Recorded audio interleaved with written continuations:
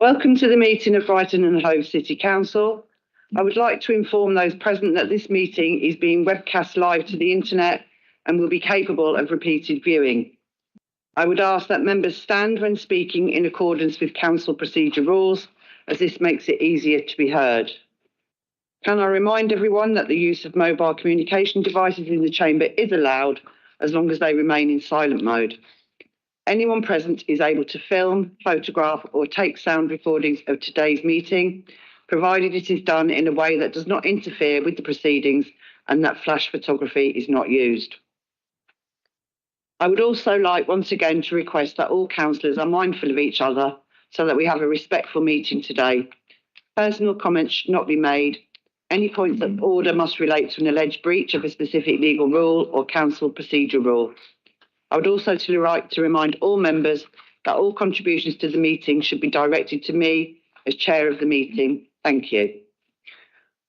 Are there any declarations of interest by councillors in any matters appearing on the agenda? Thank you. I move that the minutes of the previous council meeting as set out in the agenda are approved as a correct recording of the proceedings. Does the council agree? Good afternoon, councillors, colleagues and residents. It is a pleasure to be with you all here today. Before we move on to the formal agenda, I'd like to take a moment to reflect on some of the highlights from my first 7 weeks as mayor, a period that has already been rich with activity and meaningful connections. First and foremost, I want to extend my heartfelt thanks to all the residents for the warm and generous welcome I've received since becoming mayor. Your kind words and invitations have been truly touching. I had the pleasure of attending the big help out at Hove Park, wonderfully organised by the Brighton and Hove Soiree Rotary Club, and it was a fantastic first mayoral engagement to attend, offering me an opportunity to meet passionate volunteers and charities from across the city and beyond, and to learn more about the vital work they do to support our communities. I attended a reception hosted by the Lord Lieutenant to welcome the newly appointed mayors and chairs from across East Sussex. This was a wonderful afternoon of connection and conversation, and I enjoyed meeting fellow civic leaders and gaining a deeper understanding of the important role in the lieutenancy plays in the supporting civic life throughout the country. It was a profound honour to lead my first citizenship ceremony at Brighton Town Hall, and I use the word honour with deep sincerity, knowing that many of our new citizens have undertaken long, complex and deeply personal journeys to reach this moment. This makes the significance of the occasion all the more meaningful, and it was a genuine privilege to speak with many of those receiving their citizenship. Their stories and reflections on life in Britain were both moving and inspiring, and I was equally impressed by the professionalism, warmth and dedication of our registrar team, who conducted the ceremonies with such care and dignity, and they are a true credit to our council. I've had the pleasure of visiting Varndine School to view their impressive GCSE art exhibition. I've unveiled a blue plaque in honour of Dr. Cecil Kirwin, a distinguished surgeon and archaeologist who lived in Hove, and I presented awards to our city's outstanding police officers at the Brighton and Hove Divisional Command Awards at the Amex Stadium. I joined primary school athletic games at Withdean Stadium, where I proudly handed out medals to our future Olympians, and it was pure joy watching the children soak up the stadium atmosphere and throw themselves into the athletic games with endless enthusiasm. And I'm still recovering from a tidal wave of fist bumps. A huge shout out to our incredible Active for Life team for putting on a full-scale sports day, especially in the heat, and this was no small task. Frankly, they deserve a medal of their own. Staying with sports, I'd like to offer my warmest congratulations to our outstanding local talent, Soné Cartel, for reaching the 4th round of the Wimbledon Championships. Her achievements have been nothing short of inspiring, and I know the whole of Brighton and Hove has been proudly cheering her every step of the way. I had the honour of participating in a memorial commemoration for Thomas Highflyer at Woodvale Cemetery, thoughtfully organised by the remarkable Bert Williams of the Brighton and Hove Black History Group. The commemoration paid tribute to Thomas Highflyer, a young black boy who was rescued from a slave ship and found refuge in Brighton. Thomas attended St Mark's School and was known for his enthusiasm for cricket, but tragically passed away in 1870 at the age of 12 from dropsy. As a historian, I continue to be both humbled and inspired by the dedication of our community to uncovering, preserving and honouring the stories that form the fabric of our shared city. Together with my chaplain, Father David Hazel, I attended a garden reception and evensong at Chichester Cathedral, graciously hosted by the Bishop of Chichester. The event brought together civic leaders, members of the military, the NHS, the emergency services across the country in a spirit of gratitude and celebration. This year marks a remarkable milestone for the Christian faith in Sussex, the 950th anniversary of both the Diocese of Chichester and Chichester Cathedral. This historic occasion is being commemorated through a rich programme of receptions, concerts and lectures that celebrate the religious, cultural and civic life of the diocese. Armed Forces Day at Downs Junior School was another resounding success, bringing together our city's armed forces personnel, reservists, veterans and cadets in a heartfelt celebration. And I'd like to extend my sincere thanks to Michael Button and his colleagues at Take Shelter for organising such a fantastic programme that truly honoured the service and dedication of our armed forces.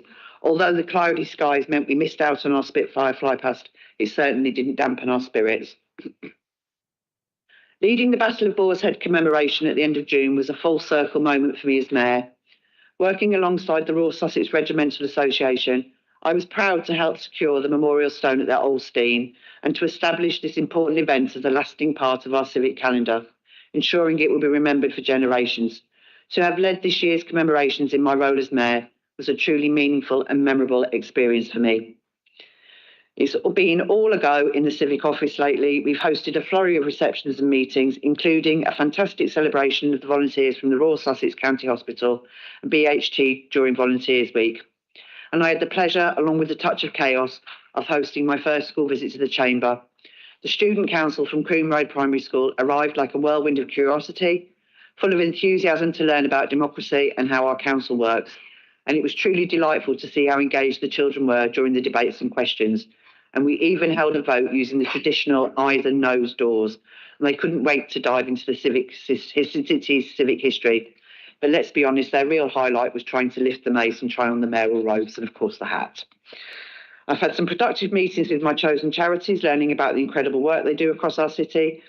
And there's lots in the pipeline, and I can't wait to share our plans with you all soon.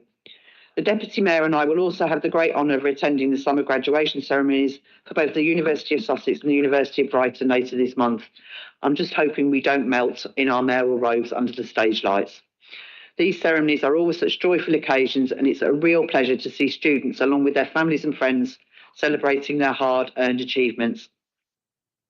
Next month, my consort and I are very much looking forward to joining the Pride Parade. Brighton and Hove Pride represents the very best of our city, vibrant, diverse and proudly inclusive. It is also an absolute joy to be part of it. And as first citizen, I'm honoured to join the celebrations that remind us all that love knows no bounds and that everyone deserves to be seen, valued and celebrated exactly as they are.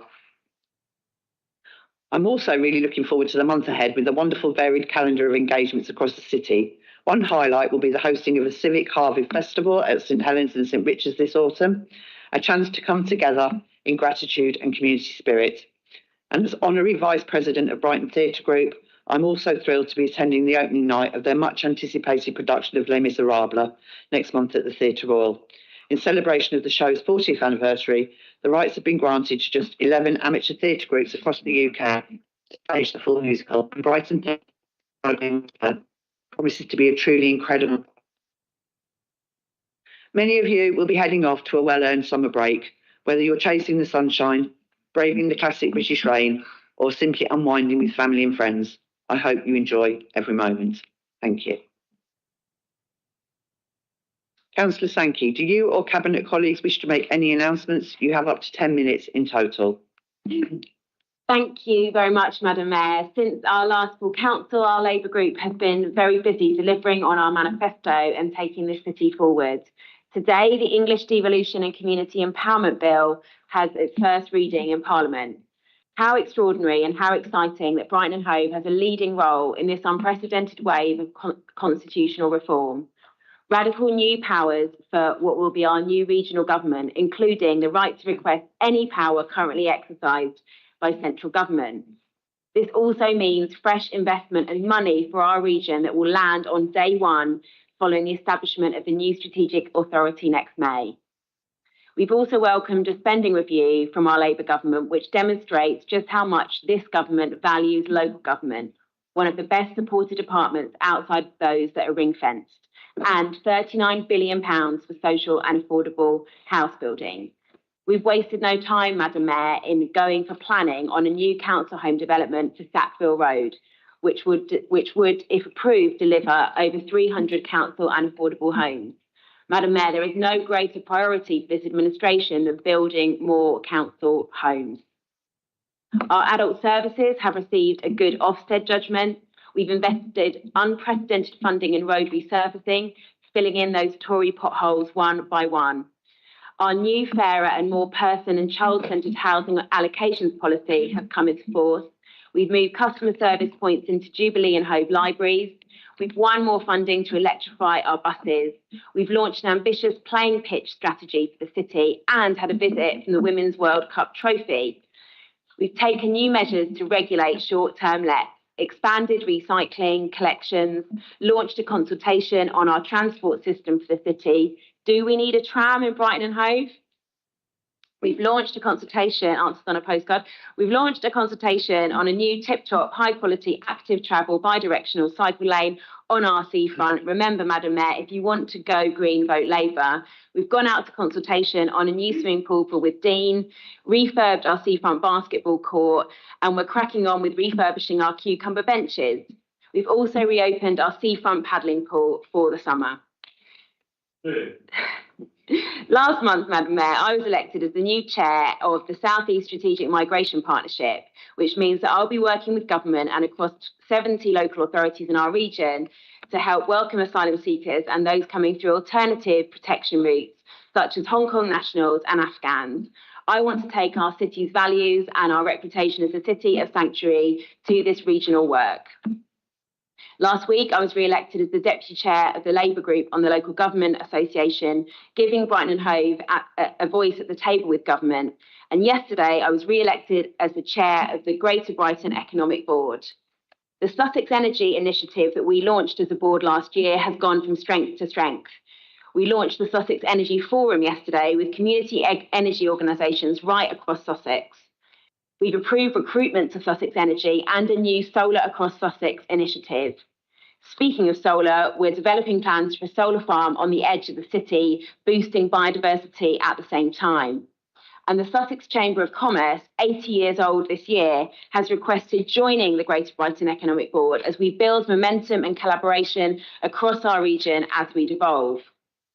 Madam Mayor, recognising the many diverse communities that make up our special city is a vital part of our role as elected representatives. This is why we've responded to the consultation by the Equality and Human Rights Commission on the draft guidance they have produced following the Supreme Court judgment on sex and gender.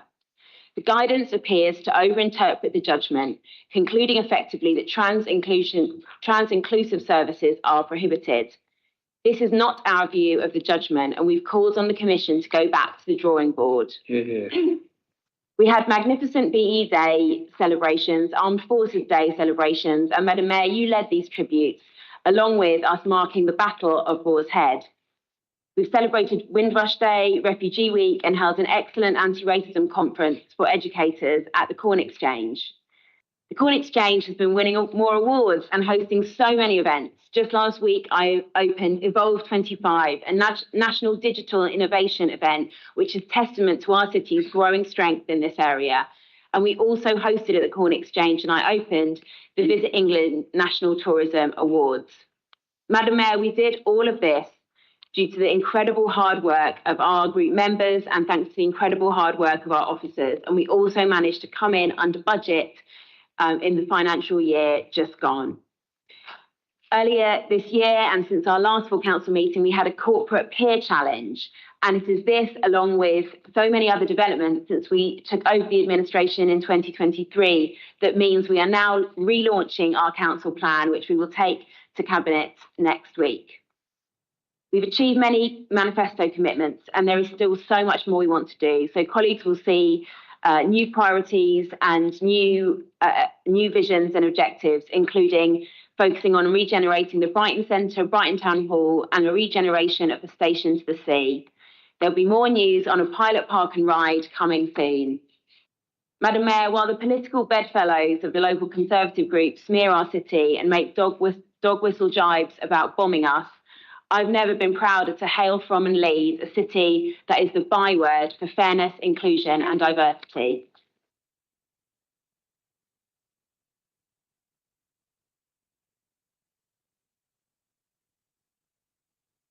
Thank you, Councillor Sankey.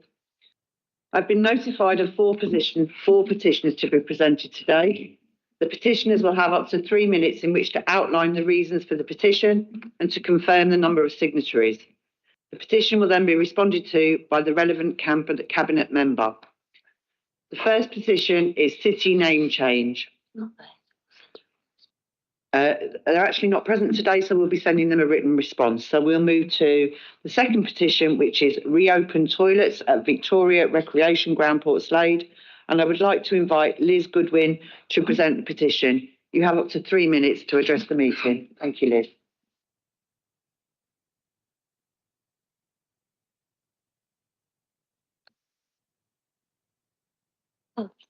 Thank you for seeing me today. I'm here to give a petition to reopen the toilets on Victoria Park in Portslade.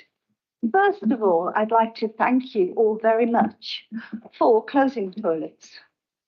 The reason for that is I've had a great time. It's been absolutely fantastic going out to the community and talking to hundreds of local people. It's been a totally positive experience. Everyone agrees with me. Everyone needs toilets, from toddlers to great-grandparents and everyone in between. A bit of history, the toilets in Portslade were closed about 10 years ago, and people were told they could use the toilets behind the town hall. They were demolished, and then we were told we could use the ones in the town hall. They've closed the town hall, so we've got nothing. The park is extremely well used. It's a huge space. It's used by dog walkers, by families enjoying the play area, by those using a new outdoor gym, by people in organised sport, and families having picnics. And at the weekend, you can see over 200 children taking part in football matches. No toilets. It seems a bit unfair that other parks in Portslade have toilets. Yeah, we attract people to Portslade from far afield for sport and community activities, and we have nothing.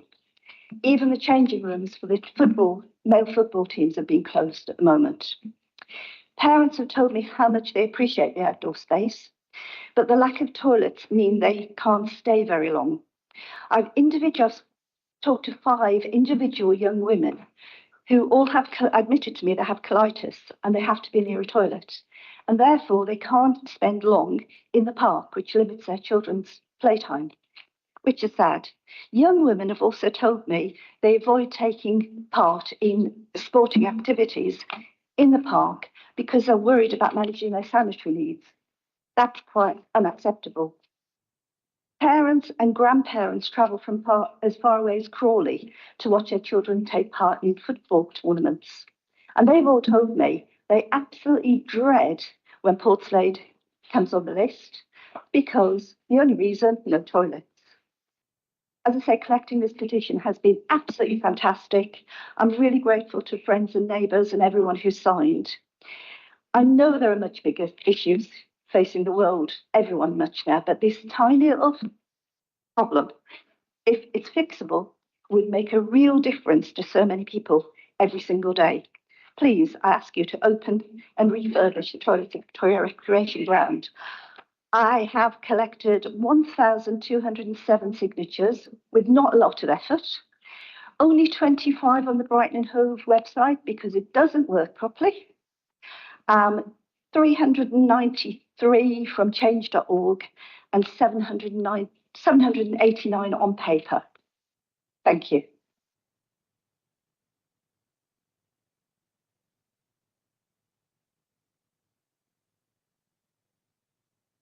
Thank you for your petition, Liz. Councillor Okins, would you like to respond to the petition?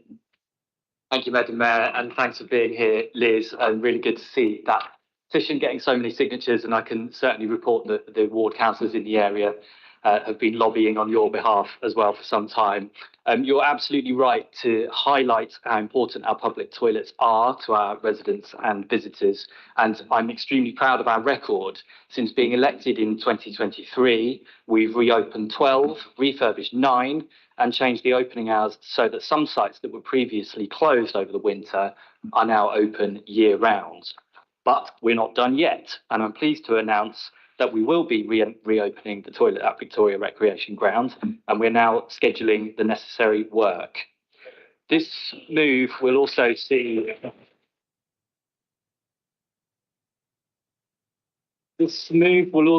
some additional resources brought into the team to make sure that we're maintaining other sites in the west of the city, including the very busy new facility at Hove Beach Park, and maintaining those to the highest standards. I do need to manage expectations a little bit and say that the work to get them ready and to recruit and train the staff will take a little bit of time, but we will go as quickly as we can. But it's probably unlikely that they'll be open until towards the end of the year, but we are working on bringing that forward as quickly as we can. Ultimately, obviously, the return of this facility to Victoria Park will make it that much easier for local communities to get outside and enjoy the outdoors and participate in sports and other activities. I was actually there myself yesterday, and it was fairly quiet at that time. It was in the morning, but I could just see it, imagine, full of people playing football and everything. And obviously those facilities are extremely important. This is, Madam Mayor, the latest in a long string of demonstrations of our commitment to ensure that all of our residents and visitors can enjoy our city with the peace of mind that the facilities they need are available. Thank you.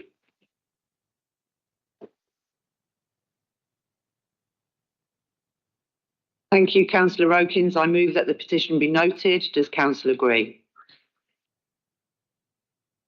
The third petition is improve the A23 through Preston Village for the local community, environment and economy. I would like to invite Greg Fittock to present the petition. You have up to 3 minutes to address the meeting, Greg.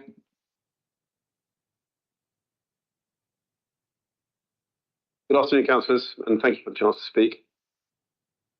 Preston Village is one of the oldest neighbourhoods in our city. It's the original gateway to Brighton and Hove. It's rich in cultural heritage and local identity.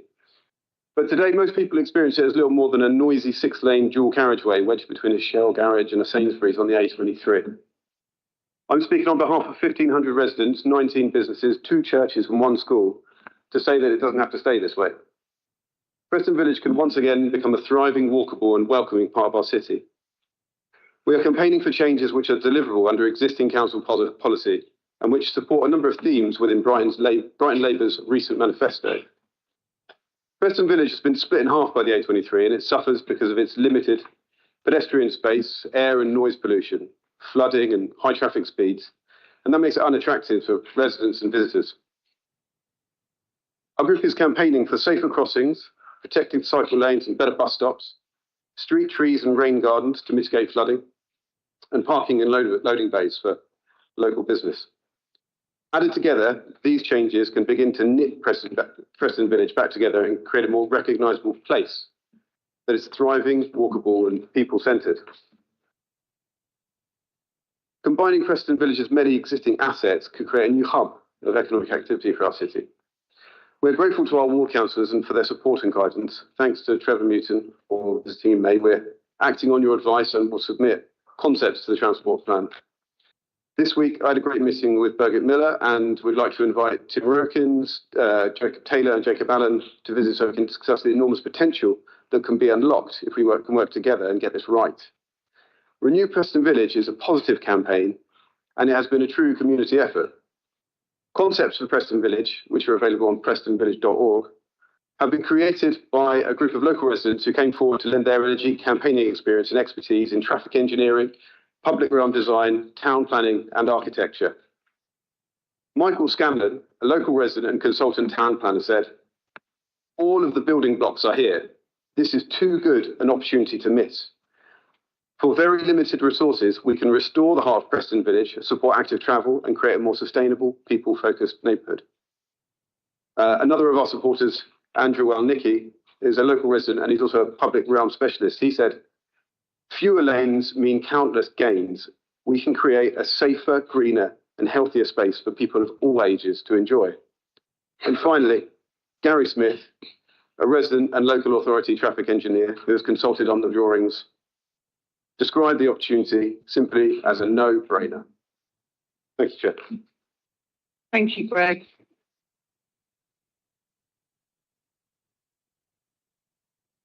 Councillor Mouton, would you like to respond to the petition? Thank you, Madam Mayor, and thank you, Greg, for coming, bring your petition today. I very much welcome your petition today and recognise the hard work and the very positive, constructive approach that you and the other campaigners have pulled together here. This is not just an objection to something, but actually bring about really positive change and constructive ideas and wanting to work together with the council. So I'm really honour you and thank you for bringing that today. And also it was a real pleasure to meet you and others from your campaign in May, beside the junction, the A23 London Road and the Preston Road junction, discuss, look and feel access and safety of that area for residents, local businesses.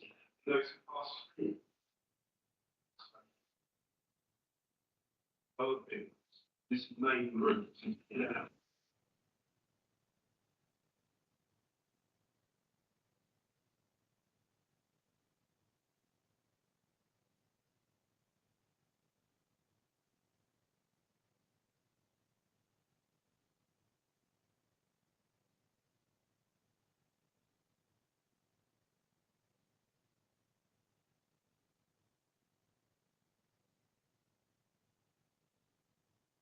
Aspiration to improve routes around Petition and Preston Park area and priorities within the local cycling and walking infrastructure plan. Very much hope that funding can be secured to develop and implement proposals in this area in this future. We are also working with partnership in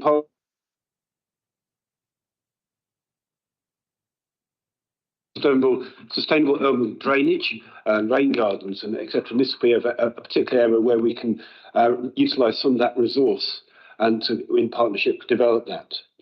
So, as we discussed and you referenced this, I believe the next step, and by the sounds of it, you've already taken this step, is to input these ideas into our City Transport Plan 2035, which is currently undergoing consultation, public consultation, and that's an excellent time to bring these inspirational ideas into the mix.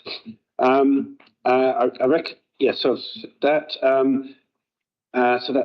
consultation's 8 weeks into the end of August, but you have done that, and I really want to just again credit the hard work, the inspiration you have for this area. Meeting with you, seeing that in the context of that very busy junction and the space that could be used in a different way to benefit the community. And one thing that I just want to highlight as well, this aligns with our council's priority, a city to be proud of and a healthy city where people thrive. And that includes communities that are close to main roads. We can have a healthy community in the Preston Village, and I think you're right to highlight this. This was historically a very important community as a village in itself, and I want to see what we can do within our next transport plan period to work with you and your community to make this a better place to live. Thank you. Thank you, Councillor Newton. I move that the petition be noted. Does the council agree? The fourth petition is toilets at Black Rock. I would like to invite Robert Brown online to present the petition. You have up to 3 minutes to address the meeting, Robert. Good afternoon, full council. I'm here to present to you the petition to install temporary toilets at Black Rock whilst we wait for repairs to the building by Southern Water. I won't read through the wording as in the papers you'll have received them. However, I will say that despite the very few signatures on the council e-petition website, which, as the previous lady mentioned, is horrendous to use, there are over 750 additional signatures on the change.org site that were set up to enable people to sign. It's such a shame that I'm having to bring this petition to full council. However, despite the best efforts of the local businesses in the area, neither the local elected councillors for Kemp Town Ward nor anyone from this administration has bothered to respond or fully engage with them, so they reached out to me. It is very sad that we continue having to raise issues of toilets, health and safety and the dignity of individuals with full council, no matter what the administration. Yet I'm particularly dismayed that this administration does not seem to care about ensuring a clean and welcoming city for all. I note that there was another question about toilet provision previous today, and there are numerous articles in the local press about the lack of facilities, especially for those with mobility issues. This administration are encouraging more and more people to visit, park and congregate at Blackrock. Just last week alone, you saw countless coaches, cars and buses and camper vans in the Blackrock area, not to mention numerous coaches parked along the new heralded bus lane, which they should not have been. The reading room has faced the brunt of these issues, with people having strip washers in their toilets, individuals having face-off with staff members, even while I've been standing in the queue, and people trying to order and the inordinate amount of time, money and items used by the reading room to monitor and keep clean toilets that should really be only used for customers. The temple is also about to open and is hugely concerned with the challenges they will also face from those wanting to use their toilet facilities. As you're probably aware, the toilets they had built for them are for their staff only. It was only a couple of years ago that the current administration was chastising the Green administration for their lack of toilets across the city. And I basically remind them a couple of things that their councillors, one of their councillors said at the time, that surely there are other ways to make savings. So I call upon this Labour administration to act upon its beliefs from whether Greens were the administration or whether they continue to fail on delivering on promises made before they were elected. And as the councillor highlighted previously, you know, we need, literally today, a minute ago, we need to have peace of mind that facilities they require are available. I attended one of the meetings delivering the accessible city strategy meetings, and one of the key things that came up were about toilet facilities across the city. This is one of the huge things that's always hitting at the top of people's concerns. In a response from Brighton Hove City Council, they mentioned they're in discussions with businesses in the area. So it'd be interesting to know what specific conversations have been had, because the reading room and the temple were the ones that are backing this e-petition due to the lack of response from the council and a failure to act upon their legitimate concerns. I therefore call upon the administration to urgently look at this situation and put something in place to support residents, businesses and tourists alike, especially as we're coming into the summer season. Thank you. Thank you, Robert, for your petition. Councillor Raukins, would you like to respond to the petition? Thank you, Madam Mayor. Thank you, Robert, for the petition. If anyone in the chamber thought that that petition sounded a little bit like a political soapbox, it's probably worth just sharing that Robert is a Lib Dem campaigner in Kemp Town. I just want to refute the point about ward councillors who've been in regular contact with me about this facility, and I don't know if the petitioner missed my response to the previous petition, but yes, we did chastise the Greens back in 2023 for closing toilets, and quite rightly, and I think that we've been vindicated by how many we've reopened, refurbished, and clearly we are committed to providing these facilities for our residents. I don't think you can credibly suggest otherwise, to be frank. The toilets at Blackrock are the property of Southern Water, as you rightly point out, and clearly, just like you, we'd hoped that they would have been reopened faster than they have been. Ward councillors, as I say, in Kemp Town have been applying pressure to Southern Water directly and also keeping me in the loop, and I'm very well aware of the need for these facilities to be restored in this busy part of the seafront. Work is due to begin on the site next week, and we're in contact with Southern Water to ensure that the toilet facilities are prioritised within the programme of work, as I'm sure you know that they're also refurbishing the ticket office for the Volts Railway. So we're applying maximum pressure on Southern Water to make sure that they get the toilet ready for us to reopen as a priority within that. We're obviously also pushing for an updated timeline. In the meantime, we are looking at whether there's options for some kind of temporary provision, but obviously that will depend on what the cost and realities of that provision is, and also what the timeline is from Southern Water. But as I say, we're absolutely squarely committed to providing this facility in that part of the city, just like we are in every other part of the city. And I can assure you, as you probably noticed from my comments already, that we will keep applying pressure and keep treating this as a priority. Thank you, Councillor Rodins. I move that the petition be noted. Does Council agree?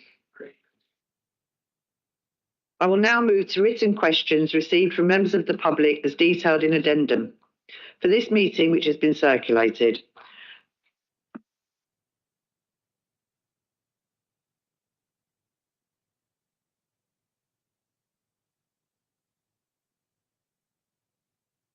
The time allocated for public questions is 30 minutes and we have 7 questions today.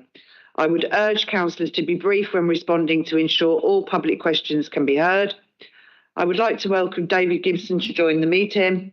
Would you like to put your question, which is also published in the agenda? Thank you, Amanda. My question is entitled Bringing Seaside Homes Back In-House. When the decision was made by the previous administration with cross-party support, when we used to work together, to bring Seaside Homes back in-house, officers advised the committee it would take around 6 months. At that time, this was a real priority since the buyout from the bank would reduce the rents of homeless households greatly, and it was amidst a cost of living squeeze. Also, at the time, interest rates were very favourable to the council buying out the bank loan. It is now well over 2 years and interest rates are becoming less favourable. So the longer this is delayed, the worse it is for council finances and of course less benefit for homeless households. So my question is, how has the new council decided to reverse the previous decision to bring Seaside Homes back into full council ownership? Thank you, David. I call on Councillor Williams to reply. Thank you, Madam Mayor, and thank you for your question. No, absolutely not. That is not the case. As agreed by the Housing Committee and Policy and Resources Committee at that time, that is true, and the council continues to seek to end the current local delivery vehicle arrangement in order to bring back the temporary accommodation currently leased by Seaside Homes, to Seaside Homes, back into council control, in line with the delegated authority, of course, as agreed by that council in this. And we continue to progress discussions with Seaside Homes and with due diligence as required to make a final decision as soon as is practically possible. Thank you for your question. Thank you, Councillor Williams. David, do you have a supplementary? Very briefly, that is good news and very good to hear it confirmed. Can you give us an idea of how soon we might see this decision completed and the homes brought back in-house? Because people in temporary accommodation have got much higher rents at the moment than they would have if it was brought back in-house. So how quickly can you do it? Councillor Williams, would you like to reply? Thank you, Madam Mayor. As I said, as soon as practically possible. Thank you. David, I would like to thank you for your questions and for joining the meeting today. I would like to welcome Leonora Knott on behalf of Ian Needham to join the meeting. Would you like to put your question, please?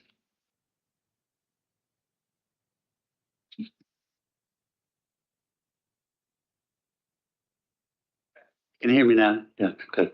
Sorry, got to get used to these devices. My question here is to do with loss of housing income from falling rent collection performance. So last year, the council collected a lower percentage of rents from council tenants than the year before. Now, had the council's target for rent collection been achieved, there would be 1.7 million extra to spend. So it's estimated that this uncollected money could have provided, for instance, finance to enable the council to buy 25 council homes every year, 340 new boilers, 115 new kitchens, 425 window replacements. So around about 98% of rent was collected in years pre-COVID, but now it's around 93%.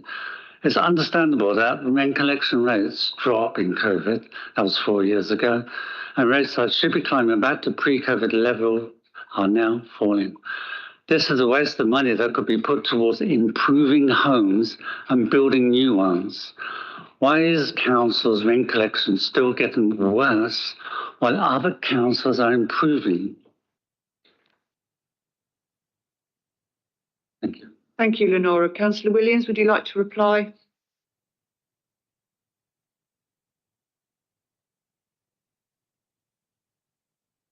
Thank you for your question. It is an important one. So, Brighton Hove City Council's rent collection performance has indeed been impacted by the ongoing cost of living crisis and the national rollout of universal credit. Many of our tenants are facing increased financial pressures, including rising food, energy, housing costs as well, which have made it harder for some of those to keep up with those payments. There's been a transition, as we all appreciate, to universal credit, and this has also introduced quite a significant amount of delays and complexities in rent payments, in particular for our most vulnerable tenants who may struggle with the digital access and, budgeting monthly payments, etc. Now, this council recognises the financial impact of this, and we are taking steps, of course, to improve performance. And these include strengthening income recovery processes, offering targeted support to tenants in arrears, and improving forecasting and data analysis to better manage that risk. We do remain, of course, committed to supporting our tenants whilst ensuring the sustainability of our housing revenue account. And funds are vital, of course, for repairs, maintenance, and the building of new council homes. However, the welfare of our tenants, for me, is the most important consideration. And some of those tenants do require patience, understanding, and on occasion, just a little more support and time. And that we are always willing to give. Thank you for your question. Thank you. I do have a supplementary question. Yeah. Well, one of my friends who lives in one of these 5-tower blocks that are about to be demolished. I know they have to be demolished for health and safety reasons, but he asked me to ask this question. What will happen to those who are displaced? In other words, when they move out of these buildings somewhere else, and their rights? And will they be able to move back into the new build? That's basically what he's asked me to ask you. Thank you, Lenora. Councillor Williams, would you like to reply? Thank you, Madam Mayor. I appreciate this is a completely different question, but I'm happy to answer.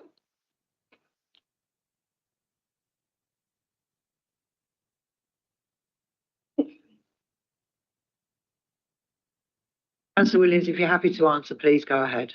Okay, thank you, Madam Mayor. Yes, we are spending a considerable amount of time and resources on assisting and supporting those residents, and all of those residents will be fully supported through this transitional and distressing process. All of those residents affected will keep their rights as tenants and their rights as social rent tenants, and this will carry on with them as we transition them to their new homes. Hope that's helpful. Thank you, Councillor Williams. Lenora, I would like to thank you for your questions and for joining the meeting today. I would like to welcome Diane Montgomery to join the meeting. Diane, would you like to put your question?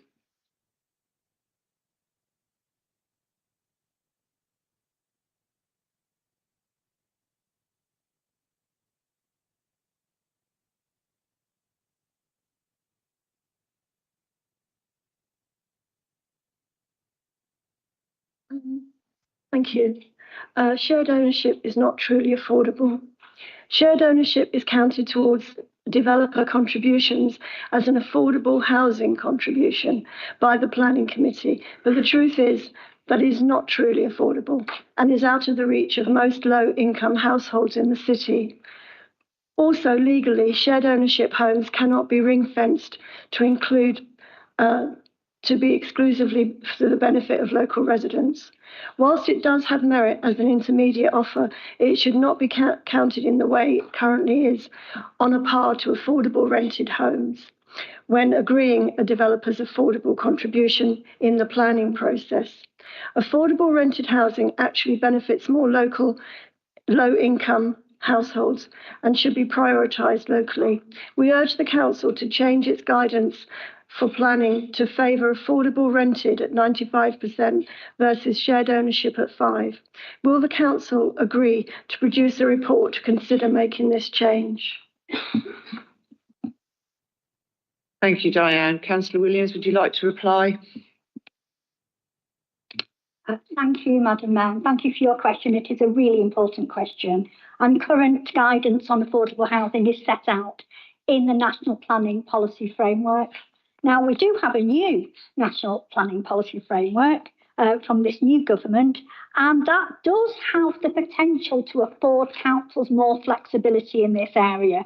And we are exploring those options at the moment. And I'm very hopeful because I am an absolute advocate on increasing developer contributions. And I really look forward to this being taken forward.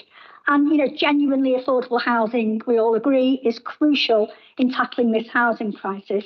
And we can, in certain circumstances, I'm very pleased to talk about, work with developers to help us achieve that. And we've recently achieved 27 new homes being bought from a developer in Watling Dean, and now council tenants are happily living in them. So it can happen, and I'm looking forward to that new flexibility. Thank you for your question.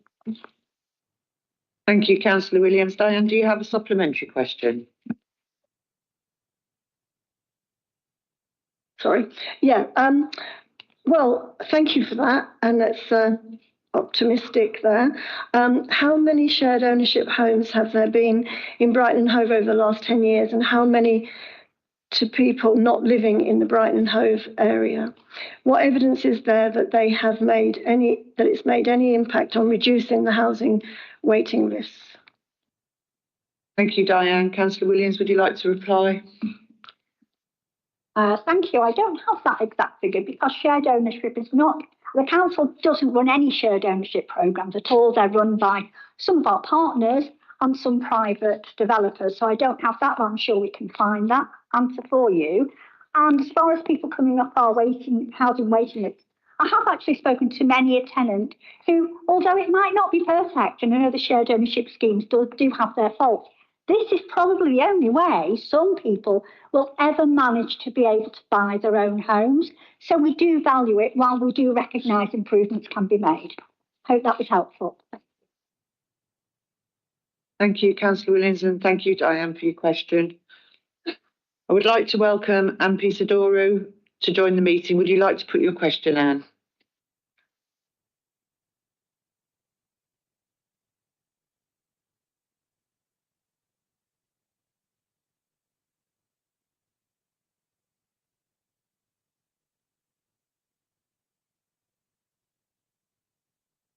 Thank you, Madam Mayor.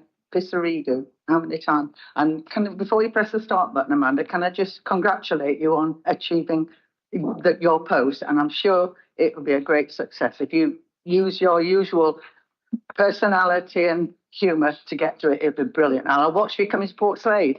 Thank you, Anne. Right. So my question. Since privatisation of water and sewage companies back in 1989, all 10 companies have been convicted of criminal offences, and Southern Water has been named by the Environment Agency as one of the top 4 offenders. There have been reports of water pollution, of incidents of water pollution in the vicinity of the King Alfred Centre recently, and this has resulted in swimmers needing hospital treatment. Can you tell me how many people in our city have been affected by the poor quality of water in our seas and coming out of our taps, and how serious these incidents have been in terms of the effect on the health of those affected? Thank you. Thank you, Anne. Councillor Rokins, would you like to reply? Thank you, Madam Mayor. Thank you, Anne, for the question. First, I just want to be absolutely clear that there's no evidence that the drinking water coming out of our taps is anything other than safe. The issue of drinking water and safety, drinking water quality and safety is entirely separate from that of discharges into the sea, and there have been no reported concerns about that. So I just want to be really clear about that. We've all been rightly aghast at the routine practices of the private water companies discharging sewage and rivers sewage into rivers and seas around the UK, and obviously I'm sure we all welcome the robust steps that the Labour government is now taking to address that, such as banning bonuses and making the water companies more accountable for this behaviour. As a coastal tourist destination, as well as a city of keen swimmers, we take it very seriously indeed. And that's why we set up year-round seawater testing via a citizen science project to supplement the seasonal testing already done by the Environment Agency. We also incorporated reactive testing into that regime as well, so that where there are suspicions of discharges, proper data can be made available. In terms of illnesses, it's the UK Health Security Agency that monitors and responds to any outbreaks and reports them to local authority public health teams. And our teams have received no notifications of any illnesses linked to bathing water. The last Environment Agency test of the bathing waters in Hove was 11 days ago and rated it excellent.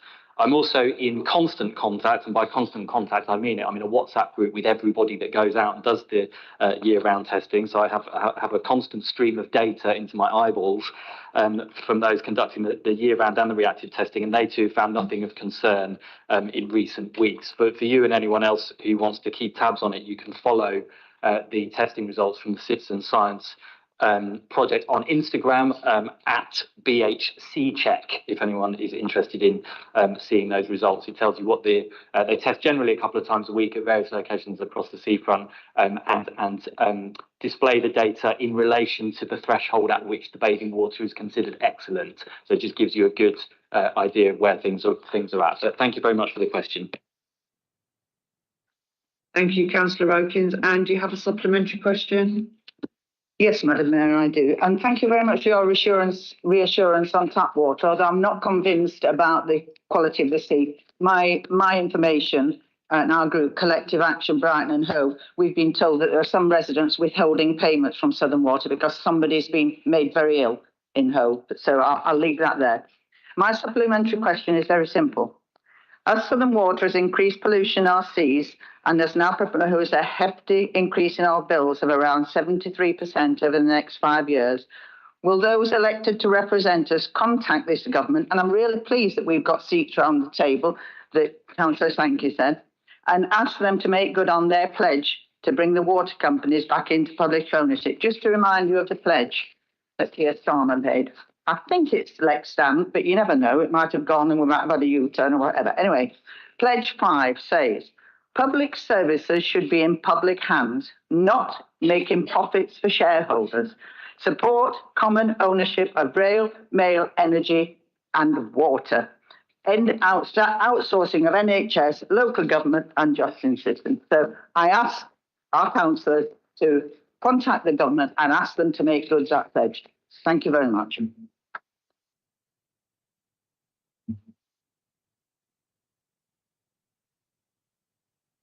Thank you, Anne. Councillor Okins, would you like to respond? Yeah, thank you for the supplementary, Anne. I wasn't sure if there was a question in there, but you know, clearly the government is taking robust measures against the water companies, and you know, for me, there's two questions here. One is, you know, the question of should water be in public hands is a slightly different question to should we renationalise the water industry now at this point in time, and that's a complicated thing, obviously, because the water companies are, you know, the infrastructure hasn't been invested in, they're riddled with debt, so it's above my pay grade to make that decision. I think in principle many of us would like to see these public utilities in public hands, but how you get there is a very difficult question. So I will leave that to those with the relevant authority to make that decision. Thank you.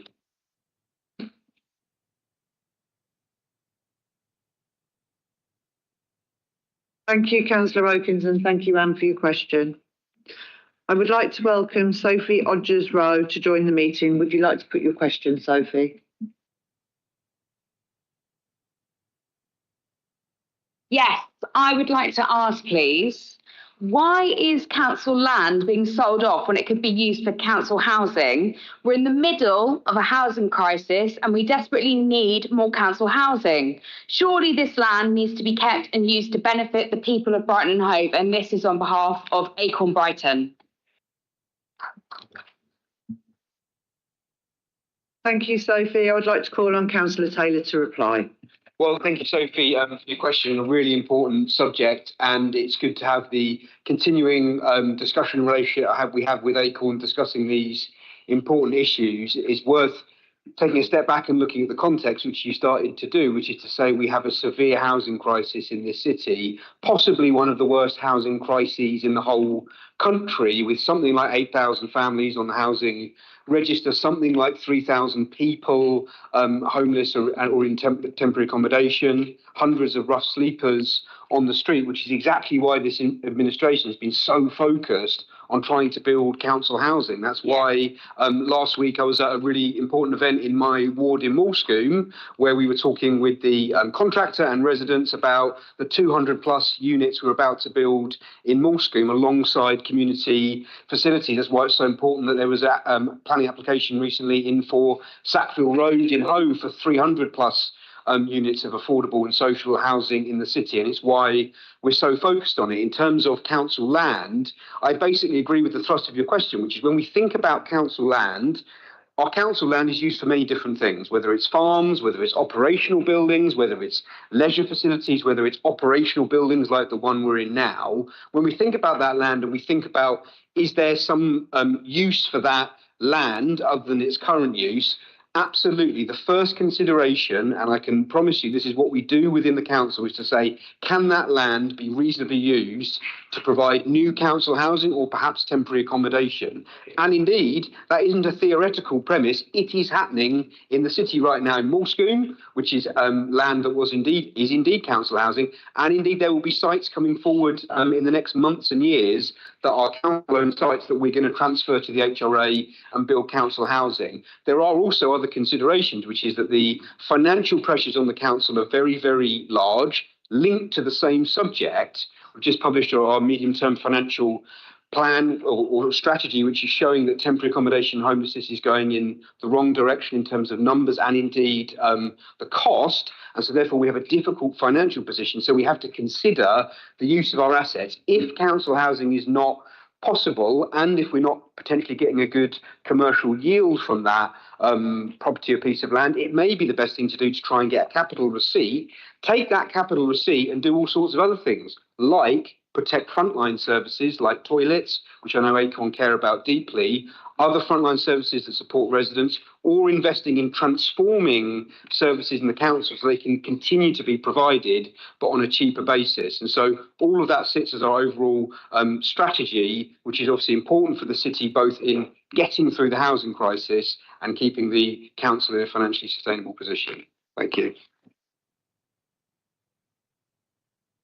Thank you, Councillor Taylor.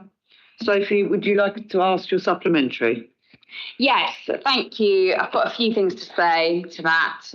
So the first thing is, yes, we are in a severe housing crisis. Yes, our city is doing worse than other cities. Why is that? Why does it keep being left? Why does it keep being pushed? Why do we not get anything based on when I look at other councils in our vast network in Acorn? You know, I talk to people every day from different branches. I know what their councils do for them. Could I ask you to ask a question, please? Yes, of course. Sorry. And my question is as well, why were we told that we're not allowed to use the name of the estate that's specifically being sold off, which I think is interesting if you think it's normal to sell it off. Thank you for your question, Sophie. Councillor Taylor, can I call on you to reply? Well, Sophie, as having a network around the country, you'll obviously know that Brighton has some of the highest council stock in the whole country. I mean, you'll obviously know that. There was something like 20,000 units of council stock built up over many decades by successive councils, including good progressive Labour ones, and by the way, Green councils, and by the way, Tory councils that have actually invested in social housing in this city. This council, as I've laid out, is unlocking all sorts of sites to try and build council housing, indeed buying back housing. I think we bought back 99 units, sold off under right to buy, a policy I don't agree with, bought back by this council to put it in public hands and to get families in there. Rottingdean, an example raised by Councillor Williams, a private development set, but we actually went and bought a load of units off the private developer for council housing, for tenants, getting families in there. So it's absolutely what we're focusing on. The issue that we have as a city is we have very high land prices. We have very high land prices. We have very high land prices and a shortage of housing in the city. We've got to build more affordable housing, and that's exactly what we're doing.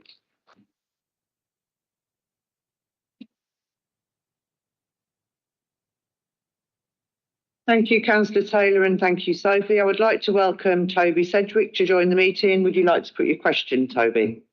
Yeah, hi everyone. My question is about developers. We've heard a lot about developers today. Does the council agree that time and time again, we have seen developers attempt to and actually manage to massively reduce the amount of affordable housing that they've pledged to build, such as Circus Street, the Gasworks site, and more recently, St Catherine's Lodge? If so, if you do agree, will you pledge right now that you will keep these developers away from council land and work with Acorn to ensure that that land is used for council housing instead? Thank you, Toby. Councillor Williams, would you like to respond? I think, with your permission, Madam Mayor, I'll respond to the administration. I mean, Toby, you raise an important point. There's two separate things here, right? There's the planning process and there's the use of land. You're absolutely right that often developers will attempt in their applications to build a lesser amount of affordable housing because clearly that would boost their profits.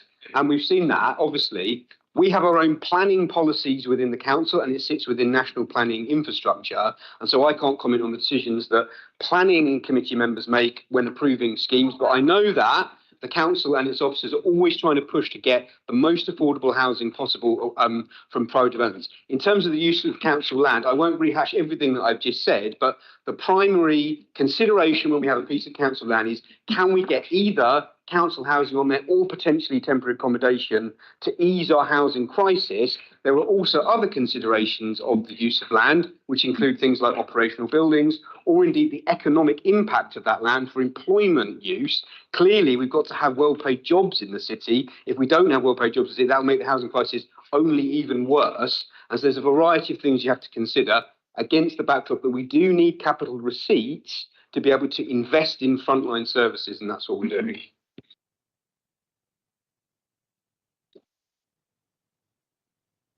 Thank you, Councillor Taylor. Toby, would you like to ask a supplementary question? Yes, I would. Yeah, so first off, it was a yes or no question, would you work with us to keep those developers out? Yes or no? But the important thing is we keep hearing one thing, but another thing happens. We keep hearing that you want to work against these developers and make sure affordable housing is delivered. But literally 4 or 5 days ago, you approved a development at St Catherine's Lodge in Hove, right, with 0% affordable housing, and you took 240,000, enough to build maybe 3 units, maybe. That's not enough. We need better for this city. People are absolutely concentrate and focus on the question. Yeah, so the question is, how can we trust you if that's what we keep seeing happen? Councillor Taylor, would you like to respond? Thank you, Madam Mayor. Toby, you're a clever guy and you well understand the housing situation in the country. I'm not on the planning committee. I didn't approve that planning application. Planning is a separate process to the consideration of council assets. Various councillors from different parties are on the planning committee. They make planning decisions within the overall planning framework and planning. You're directing it at the wrong person. I can't prejudge that planning committee decision. Your yes or no answer, will I work with Acorn? Absolutely, yes, I will work with Acorn. We'll continue to meet and discuss these issues. And by the way, continue to deliver lots of the things you asked us to deliver in the election and the manifesto that we already have done, including reopening dozens of toilets, including landlord licensing, which we've delivered. And by the way, building more council homes, which is so focused on. So yes, I absolutely commit to keep working with you. Thank you very much. Thank you very much, Councillor Taylor. Toby, thank you for your question. I would like to welcome Heather Knight to join the meeting. Would you like to put your question, Heather? Thank you.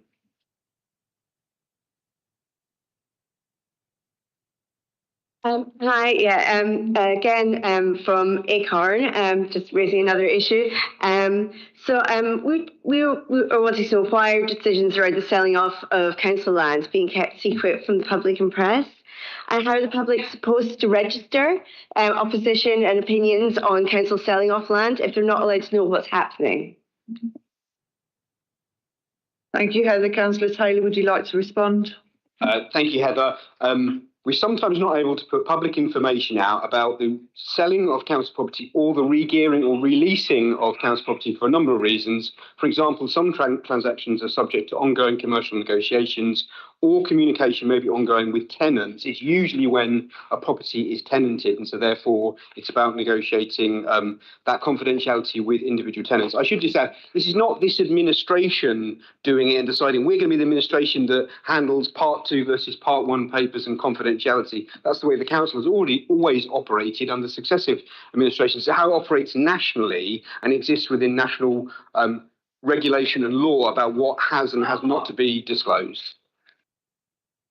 Thank you, Councillor Taylor. Heather, have you got a supplementary question?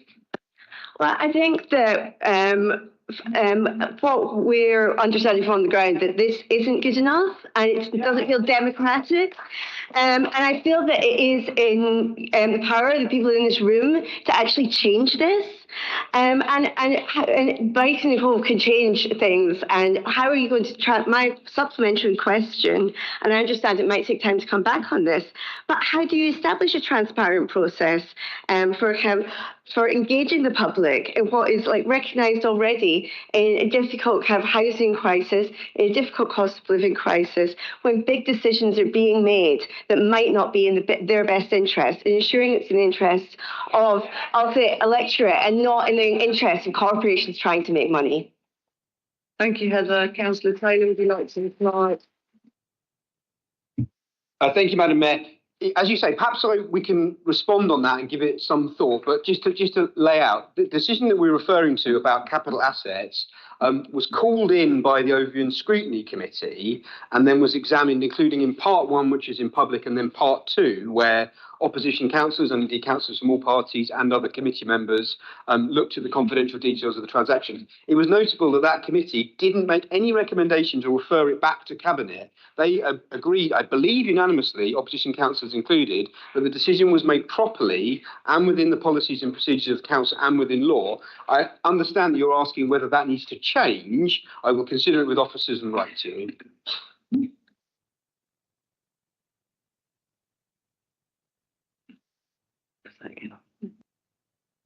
Okay, we have 2 deputations for today's meeting. A list of the people forming the deputation and background papers have been circulated starting on page 11 of Addendum 2. I would like to welcome Sheila Rimmer to the meeting and ask that you put your deputation. You're invited to speak for up to 5 minutes.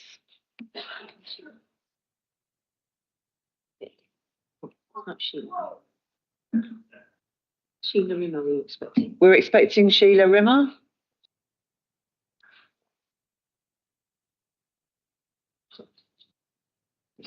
This one. Yeah, no. So should they be doing it? Yeah. Yeah. Thank you, David. Got 5 minutes to speak. Thank you. Great. Thank you. I won't need 5 minutes, so don't worry. So I had a bit of a reputation for going on a bit in the old days. Yeah, so unfortunately, Sheila Rimmer's had a disabled parking pass and she's had to leave, otherwise she's going to get a fine. So I'm reading out a deputation on behalf of the Living Rent campaign, which is very simple. Private rents in the city have become as expensive as many parts of London. You probably get the message. There's a lot of concern about housing coming up today. This cost of housing is forcing many people born and bred in Brighton to leave family and community. Schools are closing. Now that the council and government are controlled by the same party, we have a real opportunity to bring in local rent controls. Last year, the number of homeless households in temporary accommodation in the city increased by 200. According to the annual count of rough sleepers, this administration has overseen an increase of 85% in rough sleeping over its first 2 years. It is time to act. This is really important, relying on private housing developers to solve the housing crisis is doomed to fail, since their profits depend on a shortage of housing that keeps prices high. Historically, affordable house building has only happened at scale in the 1950s and 1960s, when governments of any political colour built 200 to 300,000 new council homes nationally each year. This approach is needed now and is the only way to tackle homelessness and high-rented, insecure private sector renting. By providing billions of social housing grant, the government could make this happen and make serious inroads into the housing crisis in Brighton and Hove. Spending billions, and I mean billions each year, not billions over 10 years or something like that. We need 10 billion a year. Spending billions in social housing investment to achieve low rents, more than, this is really important, more than pays for itself in the longer run through massive savings of billions in housing benefit bills for people on low incomes. It is investing to save. It makes sense economically as well as for the people that benefit from it. We therefore ask the council to write to government, urging them to allow councils to bring down extortionate rents through local rent controls in areas where the costs are too high.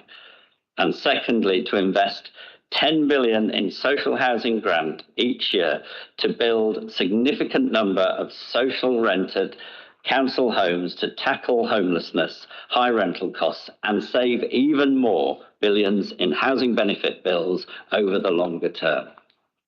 And this is from the Living Rent campaign. Thank you, David. I now call on Councillor Williams to reply.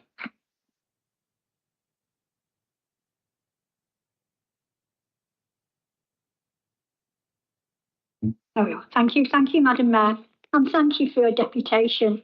If I could take point 2 first of all, I suspect that this deputation was submitted before the government announcement, and I'm really thrilled to let everybody know who doesn't know already that on the 2nd of July, our government set out ambitions for a social rent revolution through the new 39 billion social and affordable homes programme.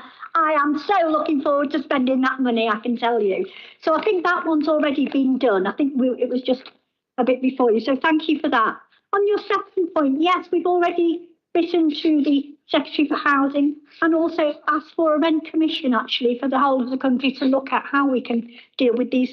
They are extortionate private rents and we need a rent commission, that's absolutely right. But what I will say is I look forward to the forthcoming Renters' Rights Bill, which will significantly improve the rights and lives of private renters in our country. And I'm really looking forward to that's coming soon.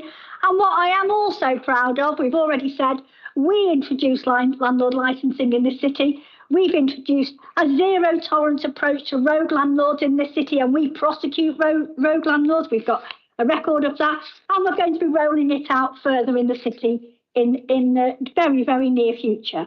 Thank you for your deputation.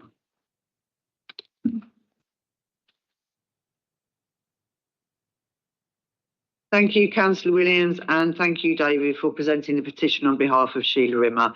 Does Council agree to note the deputation? I would like to welcome Claire Jones to the meeting and ask that you put your deputation. You're invited to speak for up to 5 minutes, Claire. Thank you.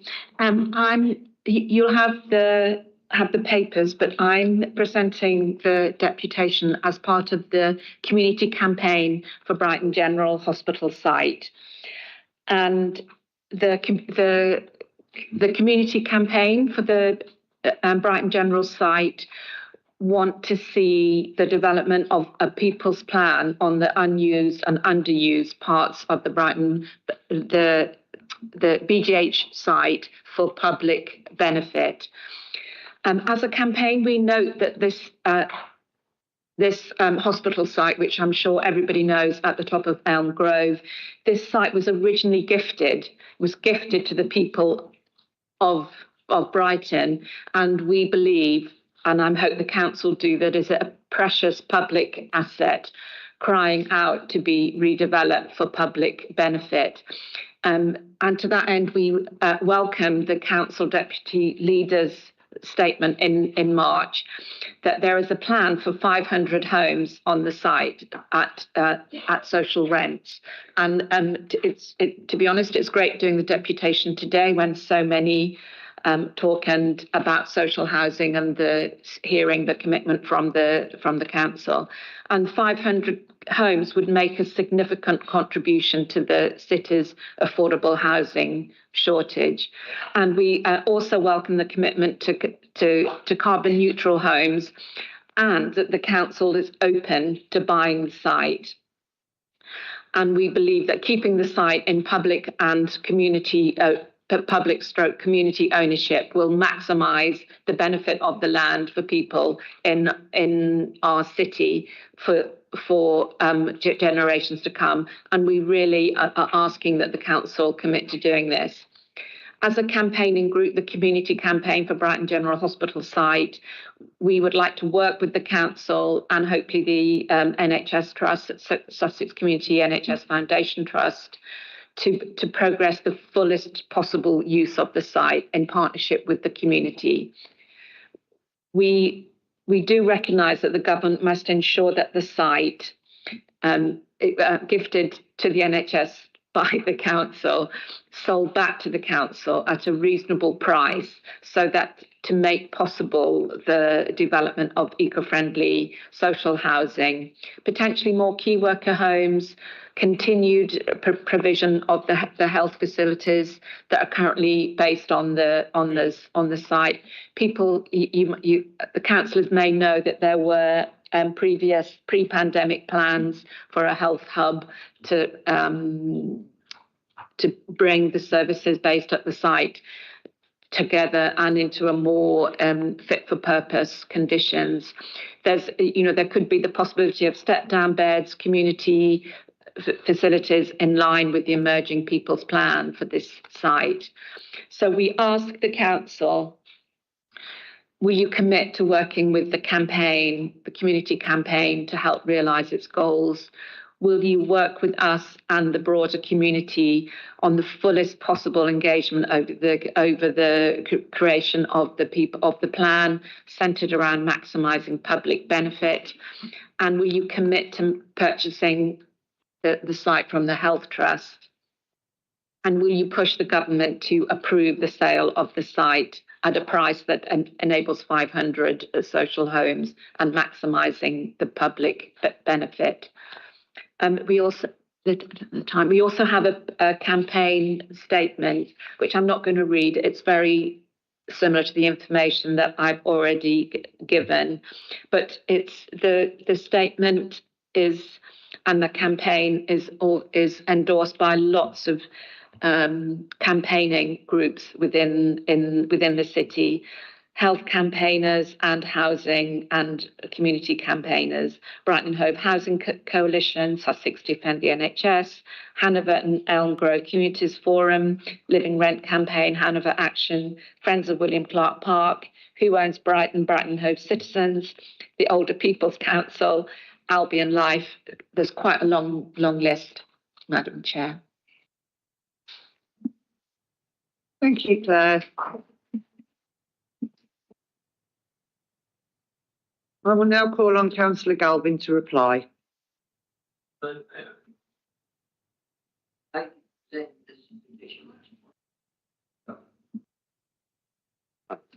Thank you, Madam Mayor, and thank you for presenting this petition. The administration welcomes the deputation and is already working on many aspects of it, on all your recommendations.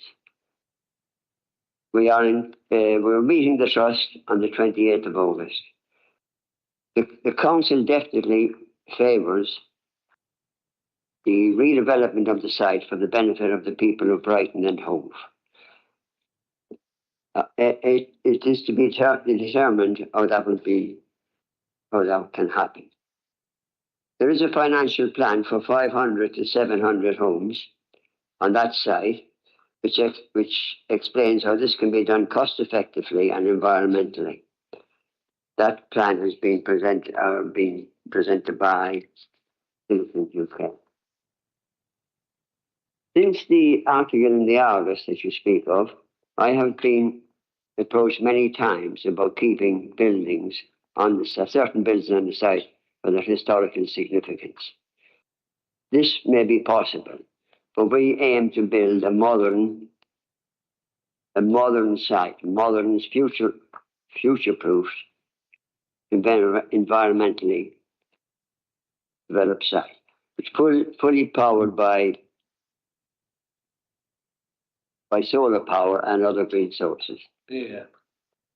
If people really, if people want to remember what happened on that site, all they have to do, and in those buildings, all they have to do is read Charles Dickens and Oliver Twist.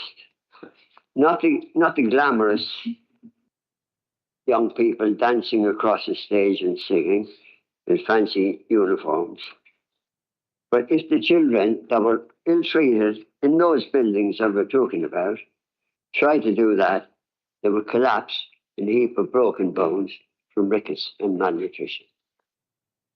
Some memories of the site should be preserved to remind us of these sad days and in the hope they will never happen again. But it is happening again, here and now, with 5 million with 5 million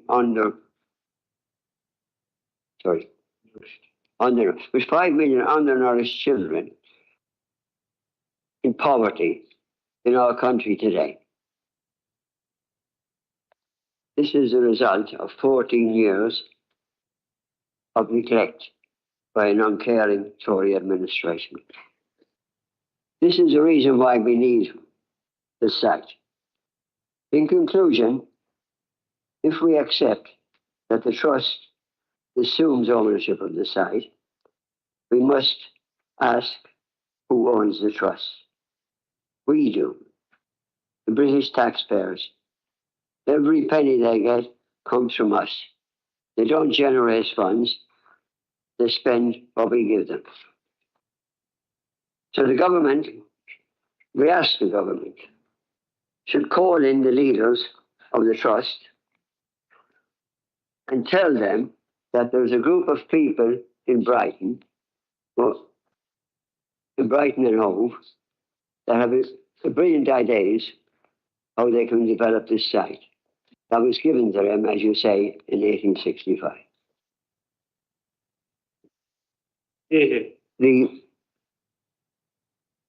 They should be told, the Trust should be told that they should work with us. Thank you.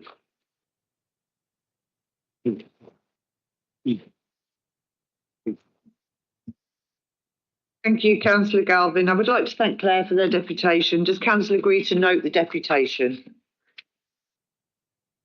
Thank you, Claire. I would like to welcome Erin.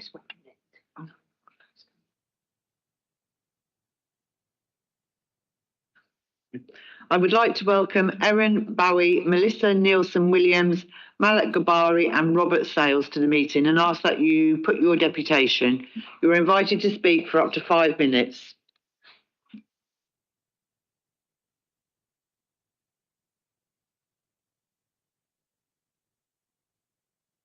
Thank you, Madam Mayor, for the opportunity to speak today. Hello.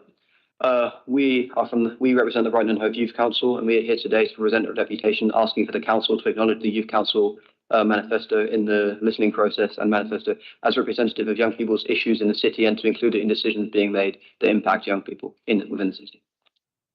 Youth Council is a team of young people nominated by young people from schools, colleges and youth organisations across the city. At the moment, there are 35 representatives working together over a 2-year term that ends in December 2025 to bring different perspectives and experiences to the table. We get involved in things like joining committees, helping shape consultations and running campaigns on issues that affect us and our communities. But at the heart of what we do, it's really about listening to other young people and making sure their views are represented, especially in decisions that affect young people's futures.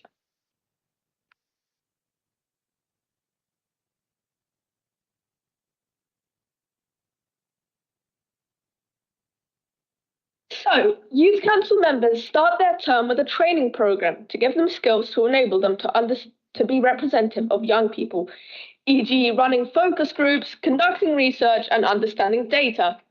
We conducted a city-wide survey at the beginning of our term, which engaged with over 3,700 young people. Health and well-being, education, learning, and jobs, the economy, and benefits were highlighted as the 3 top priorities for young people. To dig deeper, we ran 11 focus groups in schools and colleges across the city. My experience on how I conducted with the focus group is I assisted 2 other representatives of Van Dien School Youth Group, and we gathered a group of Year 8s and Year 7s who put an emphasis on how they felt about the lack of access to confidential healthcare.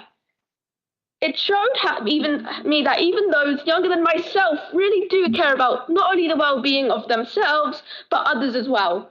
From these conversations, a clear picture has been emerged, a shared sense of what feels to most. These insights have become the foundation of our manifesto. So the Youth Council Manifesto outlines 14 key issues that young people have highlighted as important, and these sit within 3 key top priorities. As Malika said, we listen, we research, and we plan campaigns around such issues, aiming to create real change in the lives of young people in the city. So 3 campaigns are currently being developed in response to the priority issues for young people, 1 under each key priority. Our health and wellbeing campaign is developing a youth charter, highlighting how young people want to be engaged with by health and wellbeing professionals. Our education and learning campaign is creating a PSHE workshop, giving young people aged 14 to 16 an introduction to the necessary skills to find entry-level jobs in the local economy. And finally, our Jobs, Economy and Benefits campaign is organising an entry-level skills fair with workshops developed in partnership with local businesses in the city. The workshop will teach young people aged 16 to 18 the relevant skills to find part-time entry-level employment in the city. And through our campaigns, they don't just end when our term ends, they go on past all of our terms, such as the transport campaign, which has developed over a number of years and is still going strong. So each cohort of youth councillors brings something new to the table, and we hope by acknowledging our manifesto that you really can too.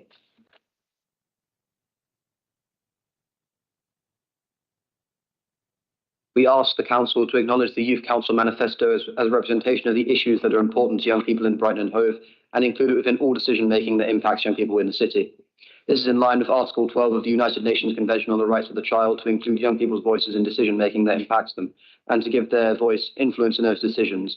For example, some of the content of the manifesto, in the case of jobs, the economy and benefits, we wanted to have real-life work experiences and fair access to work opportunities. And for health and well-being, we want it to be more accessible to young people in the sense of, as for education and learning, we want education to prepare us for life and to be useful and uniform, to not be restrictive towards learning. And this is not only a right, but we also know from previous experiences that when young people's views are taken into account in decisions that impact them, the outcome for young people is better.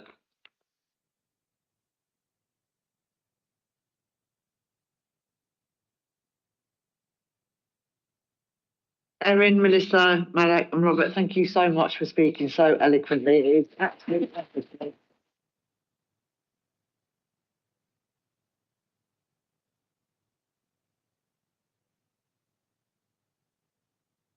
It's a huge pleasure to have you joining us here, and I hope we will see you again all very soon. Thank you. I've got down that I'm calling on Councillor Daniel to respond. Now I will call on Councillor Shear to respond. Thank you, Madam Mayor. Unfortunately, Councillor Daniel can't be with us, so with your permission, I will answer on her behalf. So, on behalf of the Council, we warmly welcome this excellent deputation, and thank you for all the work you've done. This is both outstanding civic engagement and a real lesson to us all about the power of an organised youth voice. The administration and our council officers value the work of young people and the voice of young people through the Youth Council, and fully support this manifesto and its priority areas. We look forward to continue and will continue to support the Youth Council to work to deliver against their manifesto. Officers are working with the Youth Council to ensure the voice of young people is reflected through the Council decision-making process as appropriate.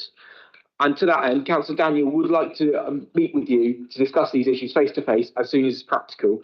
And on a personal note, as the youngest councillor in Sussex currently, I am so happy to see. I mean, yeah, he congratulate me for being born last. I mean, go for it. But to that, but on a personal note, as the youngest councillor in Sussex, I am so happy to see young people coming together to make their voice heard. So personally, thank you for the hard work putting this together.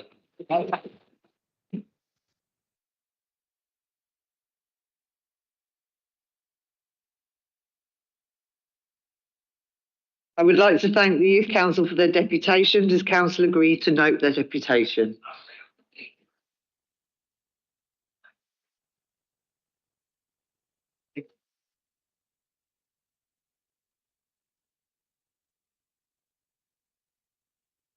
I will now call on Simon Andrews to present the petition for debate relating to reinstating the dog-free fenced area in Blakers Park, and would remind you that you have up to 3 minutes to outline the reasons for the petition and to confirm the number of signatories.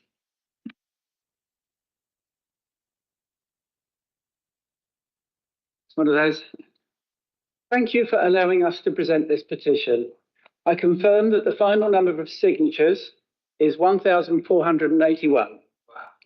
With the support of the Friends of Blakers Park, we petition the Council to request that a public space protection order is applied to the fenced area in Blakers Park as a dedicated dog-free space for children, families, and the wider community. In the 1970s, following strong local advocacy over concerns such as dog fouling, the community successfully secured dog-free status of the fenced area in Blakers Park. The council erected the fence and put up clear "No dogs allowed" signs. We have photographs of these signs over time. These signs were removed in 2023 when it was discovered there was no current PSPO. In addition, there is an information film about Blakers Park endorsed by the council, produced in 2011, where a fenced dog-free area is promoted as a positive feature of the park. For over 40 years, this fenced area has since served as a safe and peaceful haven where school groups, nursery children and families have gathered for picnics and games and community events. The long-standing arrangement has helped foster safety, accessibility and harmony in Blakers Park. However, the current PSPO does not include the central fenced area with its dog-free designation, despite its historical use as dog-free area. As a result, dogs are now using this space that has traditionally been relied upon for safe dog-free recreation. Given the current confusion and lack of clarity around the use of this fenced area, we request that its status as dog-free area is formally reinstated. This has been a very successful petition, demonstrating support in favour of people from this area who are also supporters of keeping dogs out of this area. We would emphasise we're not anti-dog and fully understand that Blakers Park is a green space open to all users in the local community. The dog owners are, of course, allowed to use the rest of the open space in the park. As there is a growing level of community concern and tension, and particularly for health and safety reasons, we ask that this issue is addressed as a matter of urgency. So, in conclusion, we respectfully urge Brighton and Hove City Council to reinstate the dog-free status of the fenced area as soon as possible, ensuring that Blakers Park remains a welcoming and secure environment for children, families, and the wider community. Thank you for your time.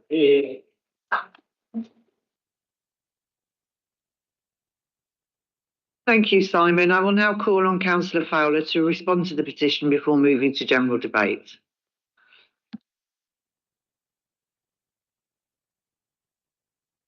I would like to thank you for bringing this petition and all the hard work that you have done campaigning on this issue.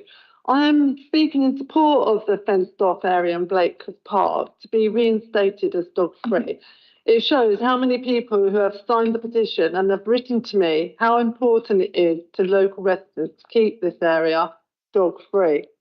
I believe that a genuine error was made when the owns were advertised and Blakers Park was missed off the list. This happened because the fenced-off area had been dog-free for a number of years since the 1970s and even had a Brighton and Hove City Council sign that stated it was dog-free. And people were not notified about this consultation. The council had to remove the signs when someone did an FOI and it was found that the park wasn't included in the PSPO. Friends of Blakers Park contacted the council to get the dog-free area reinstated, but was told this wasn't possible till 2027 and that there was no evidence that a PSPO was required, but to give evidence that it is needed, which Friends of Blakers Park did and have been emailing the council ever since. The park has always been very popular with families, with young children and dog owners who walk their dogs and not pick up the dog mess after them. The park became so full of dog mess that parents stopped taking their children to the park to play. So a group of local residents campaigned for this area to be dog-free to protect children from coming into contact with dog mess that can cause many diseases such as toxoplasmosis, I'm not sure whether that's the right pronunciation, which can cause blindness. The council listened to residents and created the fenced-off area, which has been dog-free since then. City Park also maintained and repaired the railings when they had a gap and allowed dogs to get in, and the sign was also replaced when damaged.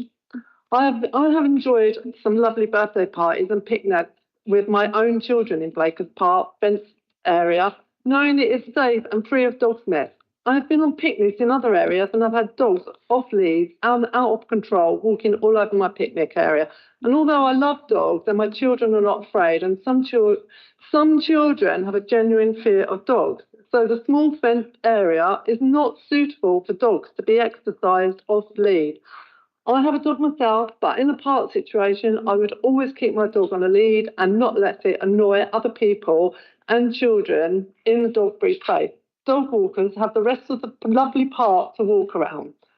A paediatrician has said to one of the residents that obesity in children is going up and up because of what they eat and a lack of exercise, and habits are learned when they are young, and children should not be prevented from going into the park because of fear of dogs and dog mess.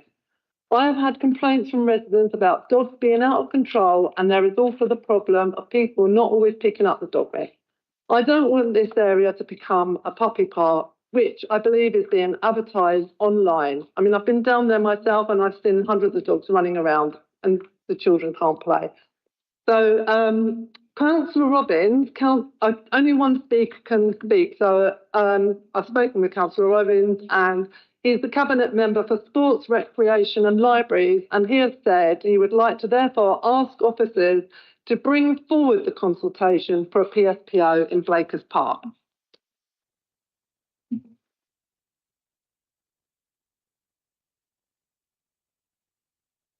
Thank you, Councillor Fowler. We will now move to the general debate. Notified speakers have 3 minutes. Thank you. Can I call on Councillor Pickett, please? Thank you, Chair. The issue of shared space is an increasing problem in areas where those spaces become more popular and expanding numbers of users all want to use the same space at the same time. Parks in particular seem to be one of those contentious spaces, particularly in smaller ones such as Blakers Park. Many people no longer have access to gardens, and parks offer them time to be outside, accessing the diminishing urban nature we all seem to cherish and love. I grew up in Five Ways and spent hours playing in Blakers with other kids and with the various dogs we had at the time. I remember when the no dog area was first suggested and being bewildered that people felt the need to separate themselves from dogs. But that's because I was a child and able to empathise with those that don't want to be near what dog lovers often call their hairy kids.